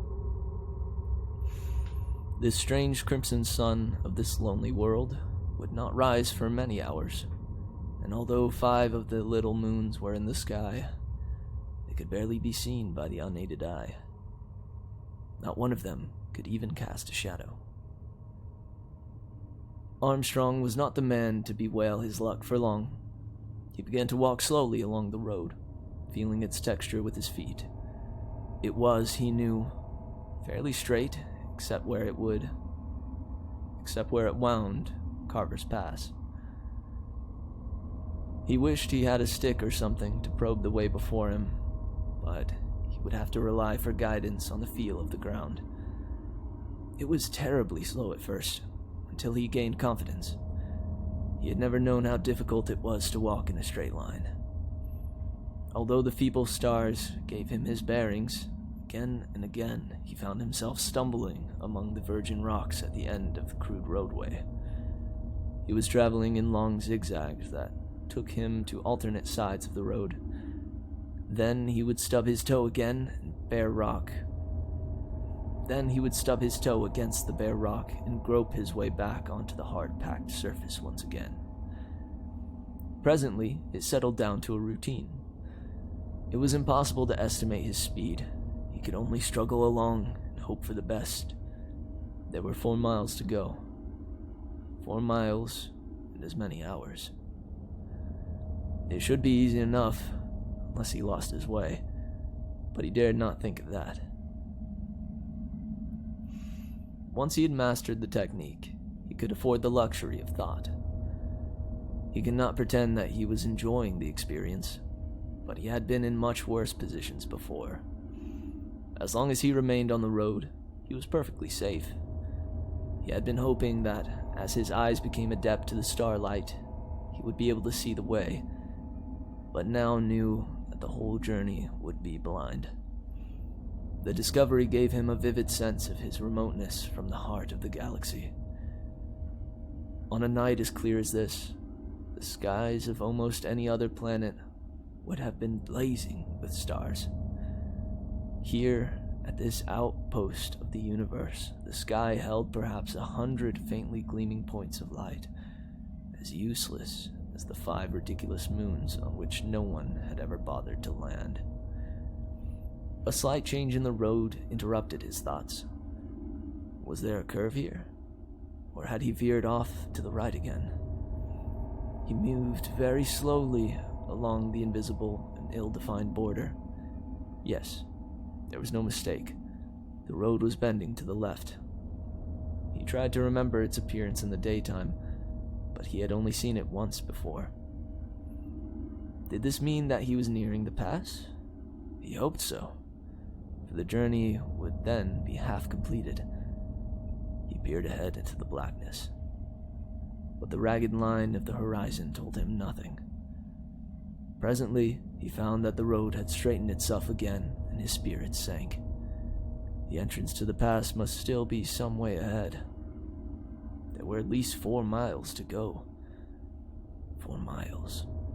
How ridiculous the distance seemed. How long would it take the canopus to travel 4 miles? He doubted if man could measure so short an interval of time. And how many trillions of miles had he, Robert Armstrong, traveled in his life? It must have reached a staggering total by now, for in the last 20 years he had scarcely stayed more than a month at a time on any single world. This very year, he had twice made the crossing of the galaxy, and that was a notable journey even in the days of the Phantom Drive. He tripped over a loose stone, and the jolt brought him back to reality.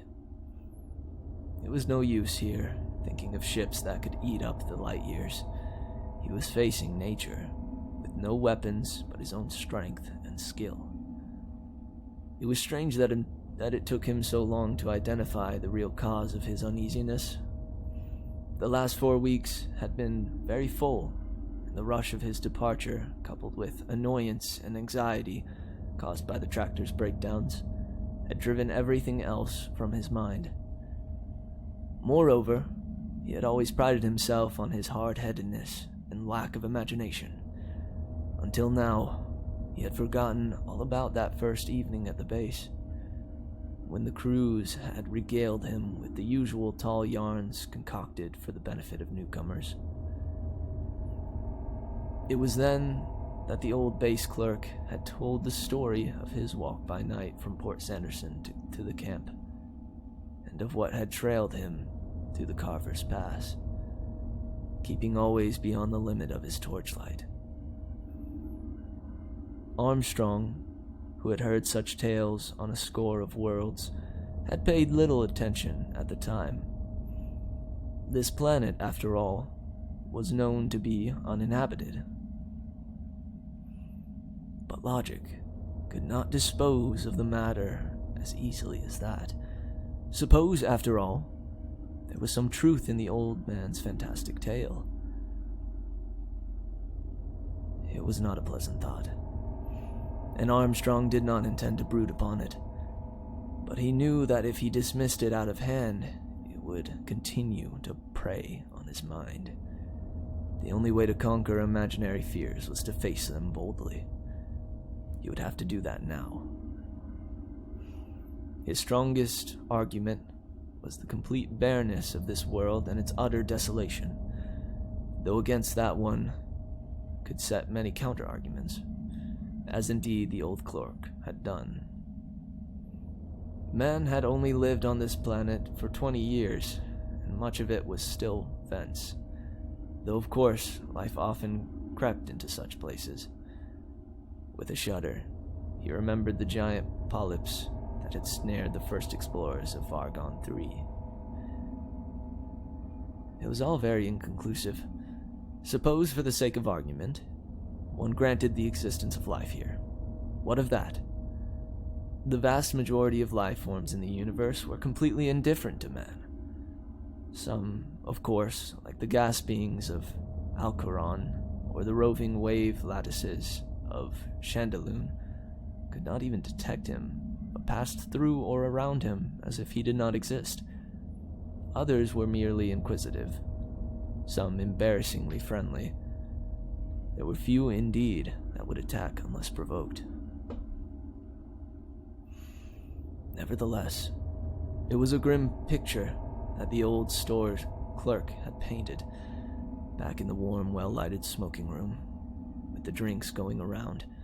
It had been easy enough to laugh at it, but here in the darkness, miles from any human settlement, it was now very different.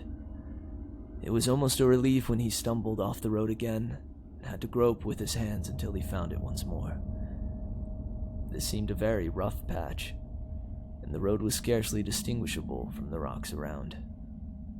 In a few minutes, however, he was safely on his way again.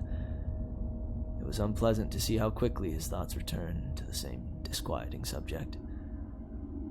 Clearly it was worrying him more than he cared to admit.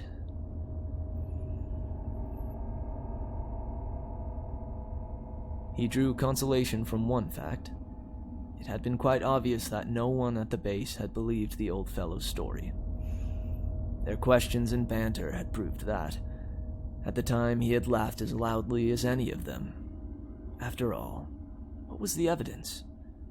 A dim shape, just seen in the darkness, that might well have been an oddly formed rock. And the curious clicking noise that had so impressed the old man. Anyone could imagine such sounds at night if they were sufficiently overwrought. If it had been hostile, why hadn't the creature come any closer?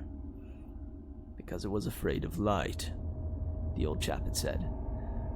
Well, that was plausible enough. It would explain why nothing had ever been seen in the daylight. Such a creature might live underground, only emerging at night. Damn it. Why was he taking the old idiot's raving so seriously?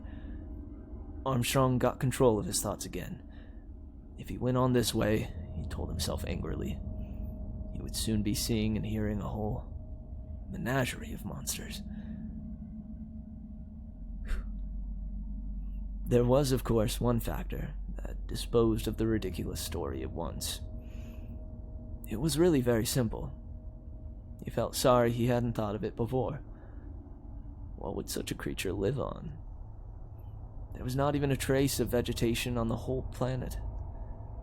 He laughed to think that the bogey could be disposed of so easily, and in the same instant felt annoyed with himself for not laughing aloud. If he was so sure of his reasoning, why not whistle, or sing, or do anything to keep up his spirits? He put the question fairly to himself as a test of his manhood. Half ashamed, he had to admit that he was still afraid. Afraid because there might be something in it after all. But at least his analysis had done him some good. It would have been better if he had left it there and remained half convinced by his argument, but a part of his mind was still trying to break down his careful reasoning. It succeeded only too well, and when he remembered the plant beings of Xantil Major, the shock was so unpleasant that he stopped dead in his tracks. Now, the plant beings of Xantil were not in any way horrible. They were in fact extremely beautiful creatures. But what made them appear so distressing now was the knowledge that they could live for indefinite periods with no food whatsoever. All the energy they needed for their strange lives, they extracted from the cosmic radiation. And that was almost as intense here as anywhere else in the universe.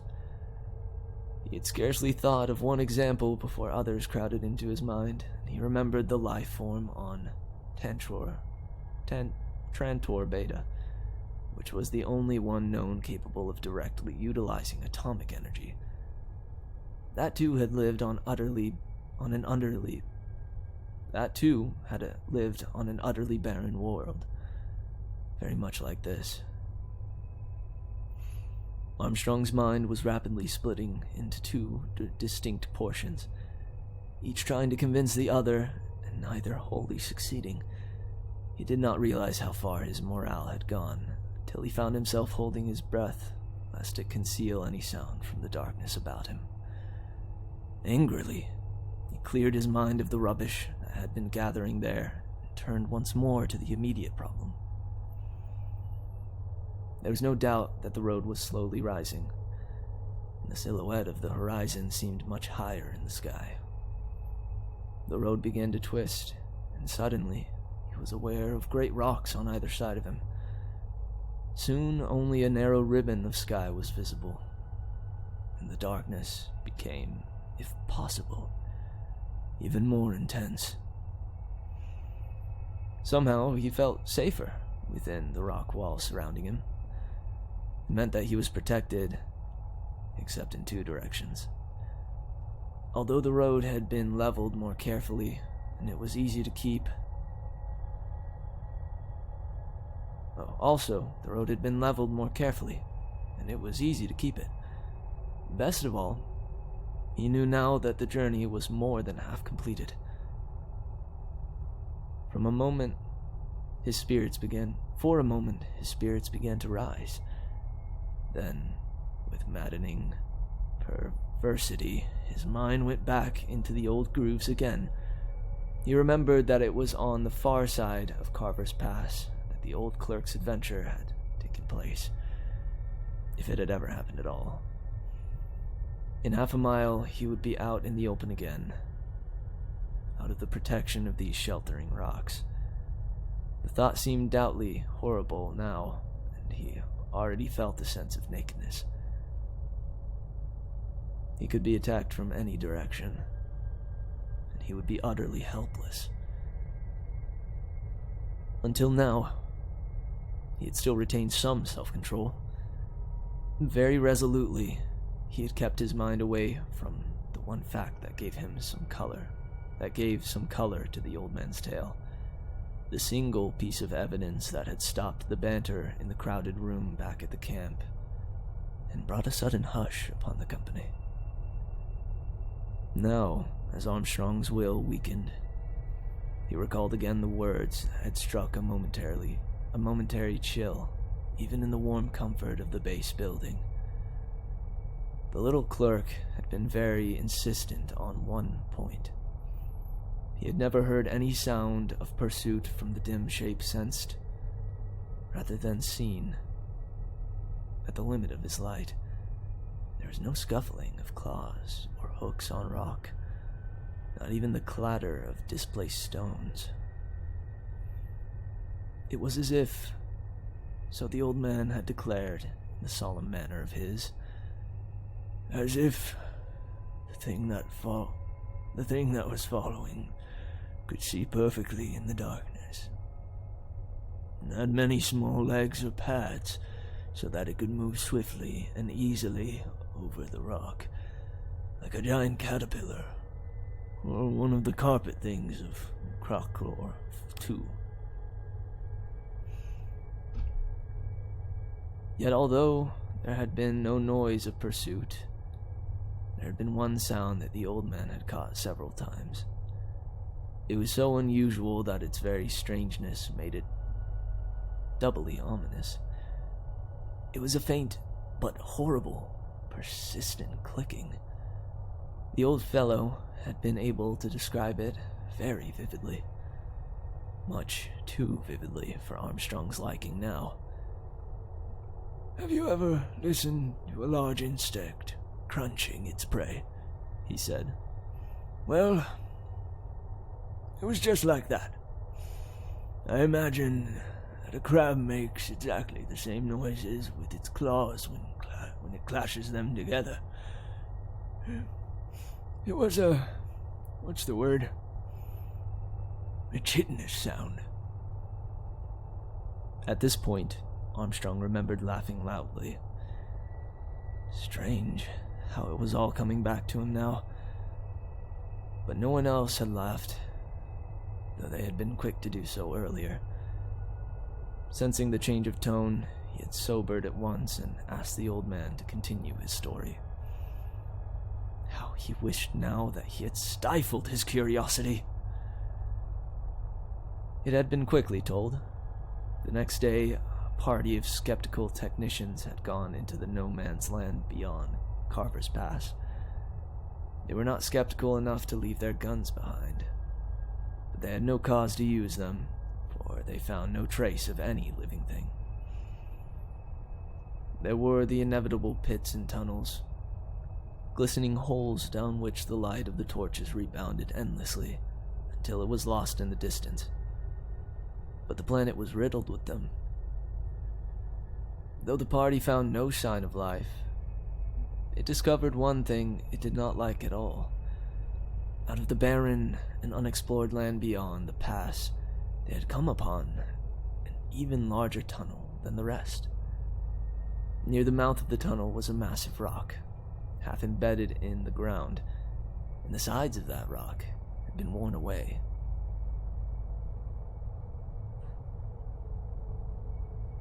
Almost as if it had been used as an enormous whetstone. No less than 5 of those present had seen the disturbing rock. None of them could explain it satisfactorily as a natural formation, but they still refused to accept the old man's story. Armstrong had asked them if they had ever put it to the test. There had been an uncomfortable silence. Then Big Andrew Hargraves had said,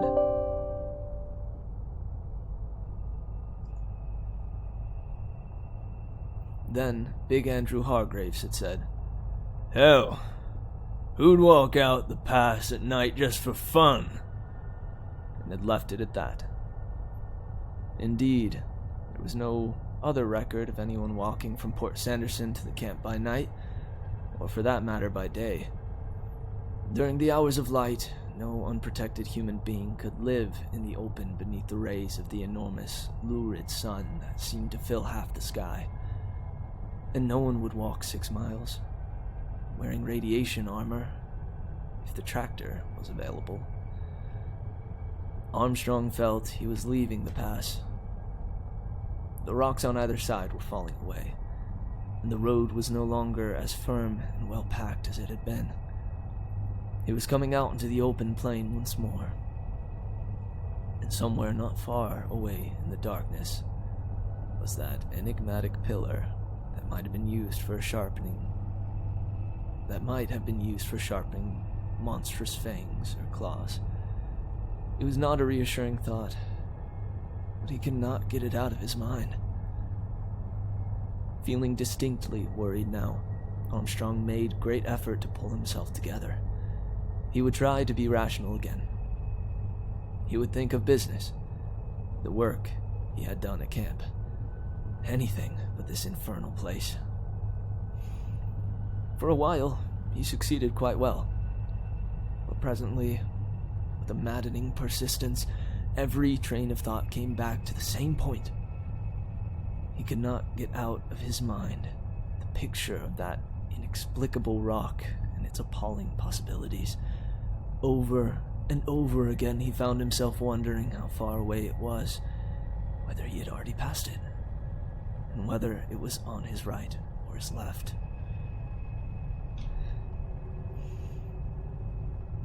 The ground was quite flat again, and the road drove on straight as an arrow. There was one gleam of consolation. Port Sanderson could not be much more than 2 miles away. Armstrong had no idea how long he had been on the road. Unfortunately, his watch was not illuminated. He could only guess at the passage of time. With any luck, the canopus should not take off for another 2 hours, at least. But he could not be sure. And now another fear began to enter his mind. The dread that he might see a vast constellation of light rising swiftly into the sky ahead, and know that all this agony of mine had been in vain. He was not zigzagging so badly now. He seemed to be able to anticipate the edge of the road before stumbling off it. It was Port Sanderson. It was probable, he cheered himself by thinking, that he was traveling almost as fast as if he had a light. If all went well, he might be nearing Port Sanderson in 30 minutes. A ridiculously small space of time. How he would laugh at his fears when he strolled into his already reserved stateroom in the canopus, and felt that peculiar quiver as the Phantom Drive hurled the giant ship far out of this system, back to the cluster of stars near the center of the galaxy, back towards Earth itself, which he had not seen for so many years. One day, he told himself, he really must visit Earth again. All his life he had been making the promise, but always there had been the same answer: lack of time. Strange, wasn't it? That such a tiny planet should have played so enormous a part in the development of the universe. Should even have come to dominate worlds far wiser and more intelligent than itself. Armstrong's thoughts were harmless again, and he felt calmer. The knowledge that he was nearing Port Sanderson was immensely reassuring, and he deliberately kept his mind on familiar, unimportant matters. Carver's Pass was already far behind, and with that thing he no longer intended to recall. One day, if he ever returned to this world, he would visit the pass in daytime and laugh at his fears. In 20 minutes now, they would have joined the nightmares of his childhood. It was almost a shock, though one of the most pleasant he had ever known. when he saw the lights of Port Sanderson coming up over the horizon. The curvature of this little world was very deceptive. It did not seem right that a planet with a gravity almost as great as Earth's should have a horizon so close at hand. One day, someone would have to discover what lay at this world's core to give it so great a density. Perhaps the many tunnels would help. It was an unfortunate turn of thought, but the nearness of his goal had robbed it of terror now. Indeed, the thought that he might really be in danger seemed to give his adventure a certain piquancy and heightened interest. Nothing could happen to him now. With 10 minutes to go, and lights of the port already in sight. A few minutes later, his feelings changed abruptly when he came to the sudden bend in the road. He had forgotten the chasm that caused his detour, and added half a mile to the journey. Well, what of it? He thought stubbornly. An extra half mile would make no difference now. Another 10 minutes at the most. It was very disappointing when the lights of the city vanished. Armstrong had not remembered the hill which the road was skirting. Perhaps it was only a low ridge, scarcely noticeable in the daytime. But by hiding the lights of the port, it had taken away his chief talisman, and left him again at the mercy of his fears.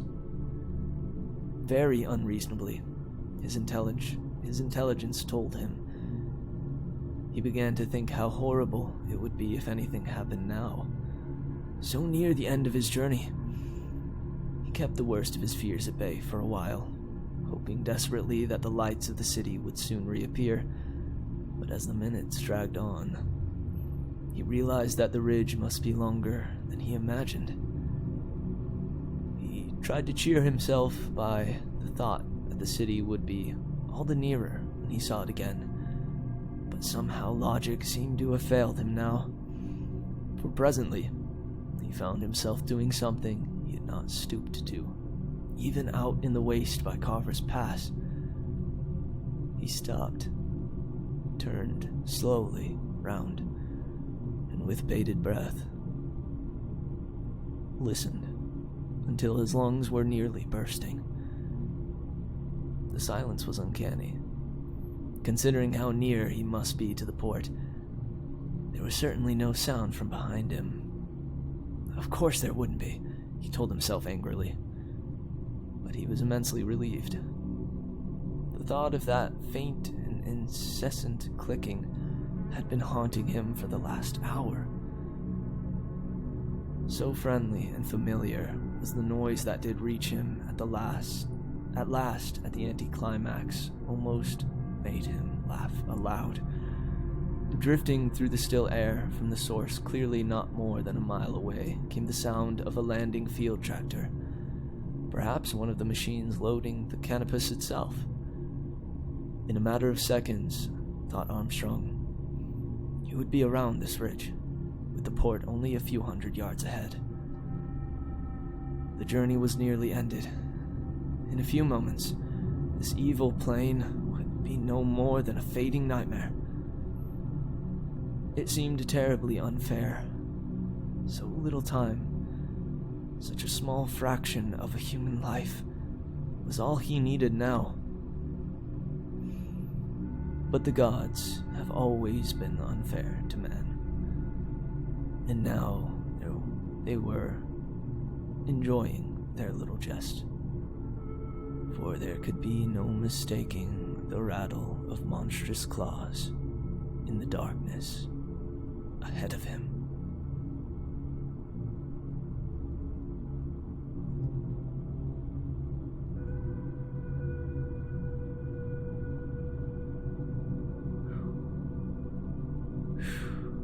Man, that one got me looking behind myself.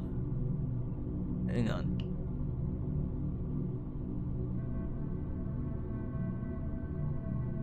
Hey Snoopy, you don't hear a clicking noise, do you?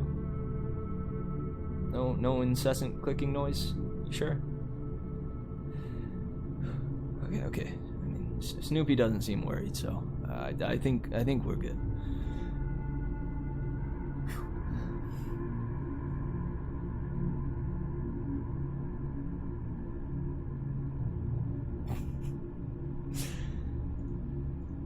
Yeah, we're fine. Come on. Man. Well, that was a good one. I enjoyed that. I actually really loved that. I'm a big fan of that idea of playing to the fear of the unknown, or rather, the partially known.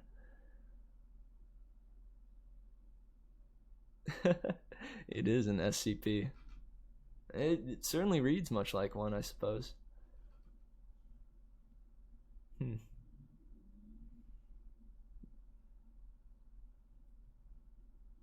Oh man, yeah, man, it was a good one. I don't know. You guys could maybe decide on whether or not you felt it slogged along, but it kept me on my toes. I feel. I also find that I think there was a bit of satisfaction, at least for me, that the very last sentence was when he finally encountered the damn thing. I mean, come on. You guys were hoping he would come across it too, right? I mean, I wish the best for him. I hope he survives and all that good jazz, but I was hoping the monster would be real.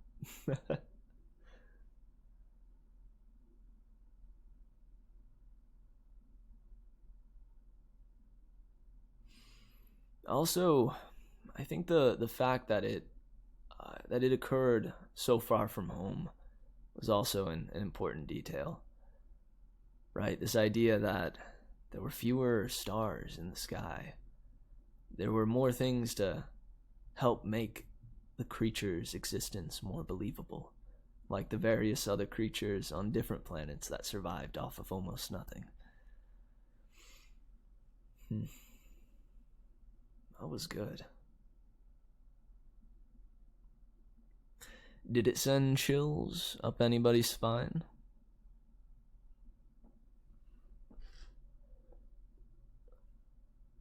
I am curious. I'm wondering. I don't know. My hope is that my voice lends itself well to, well, really any literature. But I'm curious if, Krampus raising his hand. Me. Chills went down my spine. But I'm curious of how you guys feel. Do you feel my voice lends itself better to chilling thrillers or sci-fi,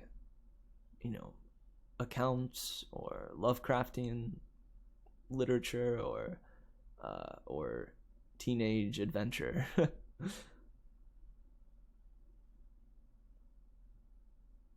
I will say, at the very least, I enjoy reading them all.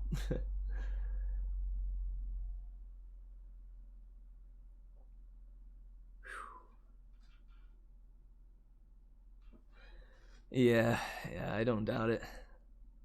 Well, I suppose that means I simply need more practice. Or I will, for all time, be in a position where I could use more practice, but you know what I mean. Thank you for that feedback, though. It is good to know that my voice lends itself well to these kinds of stories. However, the voice actor I want to be can alter the cadence of his voice,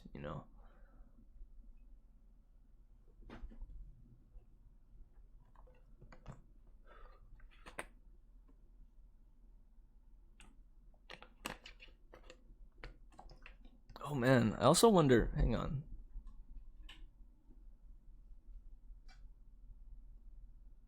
What did that do for the lighting? That's a little bit better. What are you talking about? That's my entirely normal sized water bottle. What are there? Are there water bottles that are smaller?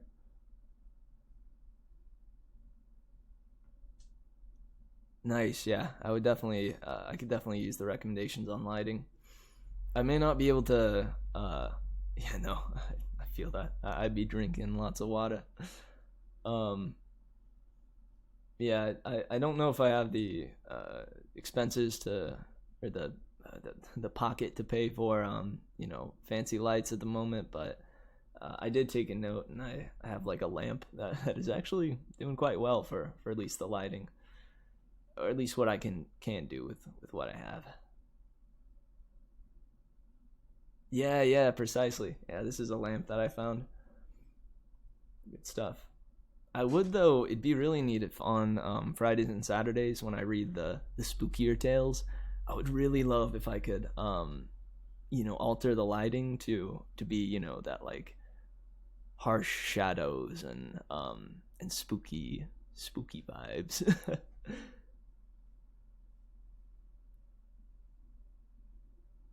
That would be really fun.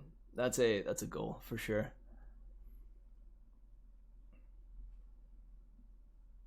Nice.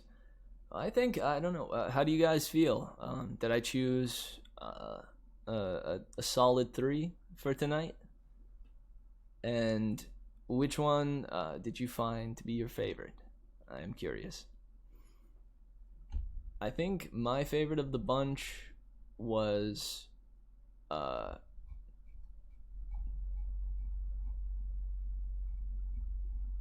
I'd have to say the Million Year Picnic, or I would say the Million Year Picnic. Um, it I just think the writing, mm, the way that the atmosphere was described, the uh goodness, I'm losing the words. Uh, the way that the environment was described, and those little moments, like when it described how the wife could see what lied ahead in the husband's eyes. I really liked that. I feel that I struggled, I think, the most on the last question. I found that there were about two characters in each section, and I struggled to develop voices for each one as I went along. And I found that the first two I was fairly consistent with, but the towards the end there, I struggled to not just give the two figures just the same the same voice every time, or rather the same two voices every time. But that's something to get better with, and I'll give myself some grace because these are blind read-throughs. Oh goodness, my nervous laughter coming through again. Oh yeah.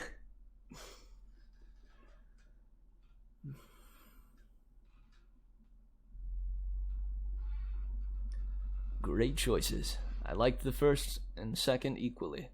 Missed too much of the final to give a verdict. I understand, man. Yeah, that is a bit of a disappointment. The first two were much more just plain sci-fi. I'd say the first one was I'm trying to find the right word. The second was existential for sure, and the last was playing on the fear of the unknown. Was playing on like the human rationality when or rather the human imagination versus a human's rationality. And how it can lead to great fear of something that may not even exist. But Ray Bradbury's, I think it left me a little at a loss for words.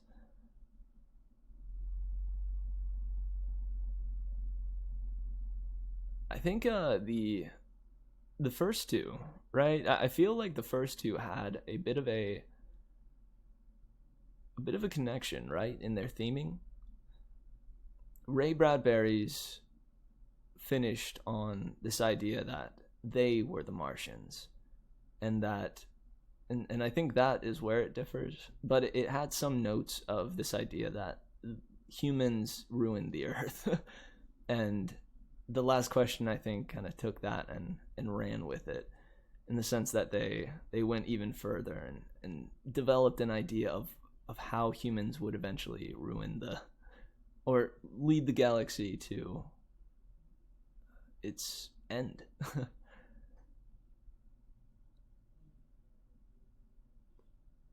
Although, heck, the last question, though, by the end of it, it didn't end. That's true.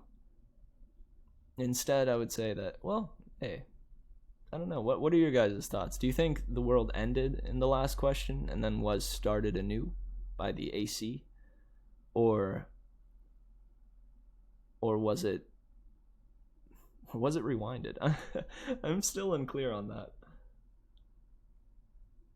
Quite unclear.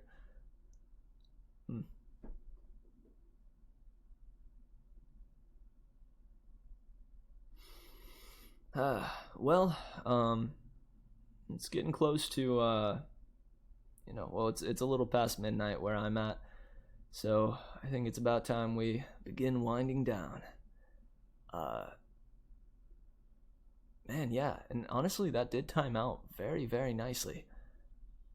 3 stories, each encompassing about an hour, with a 5-minute break in between, or a little under an hour, and then the 5-minute break, making it an hour. That was quite good. These worked out pretty well.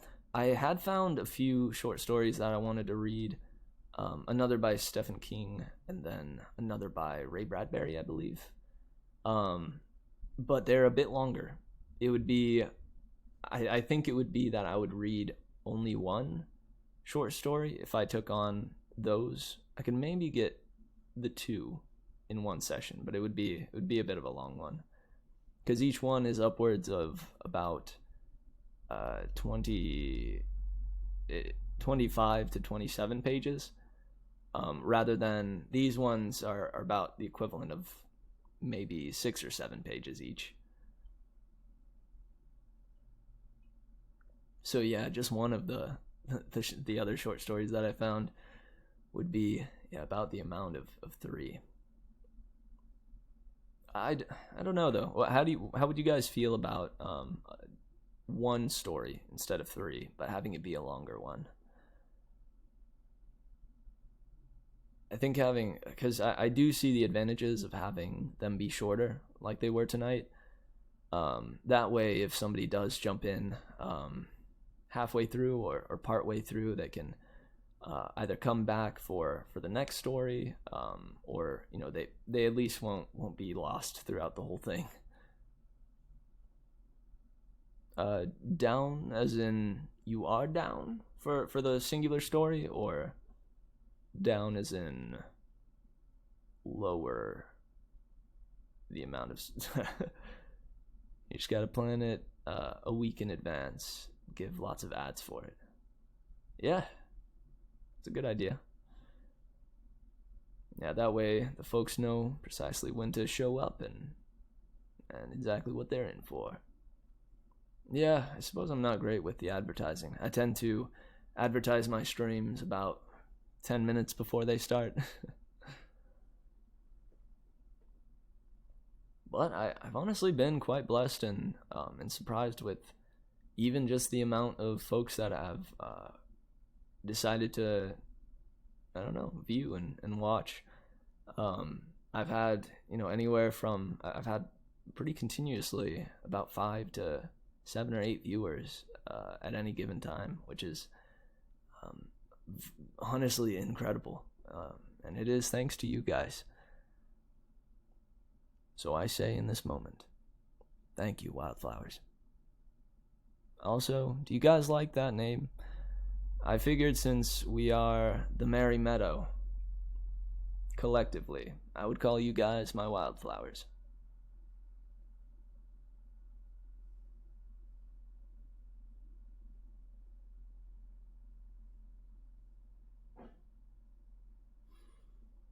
Also, Colio, Cramples, do you want to be a mod?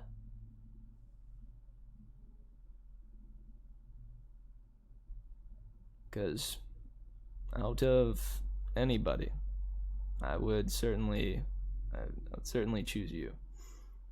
But well, heck, I guess this isn't necessarily the time to talk of those things. We can talk about that later. My bad. Right on, right on. Nice. Is anybody excited to be getting back to Percy Jackson tomorrow? I definitely am. It honestly, after reading it every single day and then not for just two, it feels as though it's been longer than just 2 days. I miss that little goat boy and the blonde-haired girl with an attitude and that Perseus Jackson. Oh, and Mrs. Dodds. Come on.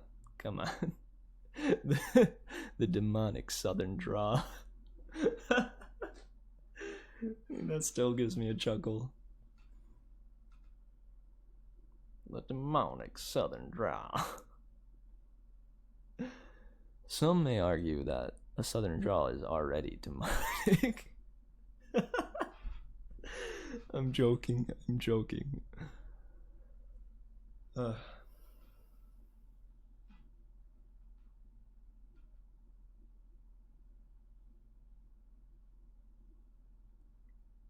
Well, I suppose as an outro, I'll encourage everybody to possibly check out my Discord. I'm attempting to grow a community here of lovers of readers and reading lovers and lovers who love reading and readers who love lovers and readers who love lovers of reading and readers. I'll stop now. So if you feel like joining our Merry Meadow, I would love to have you. I also have a Twitter, which posts anytime I go live. I have a YouTube that I'll be getting to uploading VODs and various little things soon enough once I have Premiere. And yeah, that's about it though. And I, of course, would certainly love anyone to follow me for the sake of hopefully winding up being able to gain a partnership with Twitch, so that if you enjoy what I'm doing here, it can keep on keeping on. Well, all right. The hour is late, and this little Merry Mitch is getting sleepy. So, I think we'll go ahead and end it here. Thank you all for coming. I pray that your dreams are merry, and that the day ahead of you when you wake up is joyful.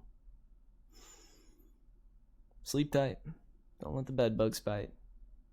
And watch out or listen close for any incessant clicking noises. All right. This has been really fun, guys. Thank you. And good night.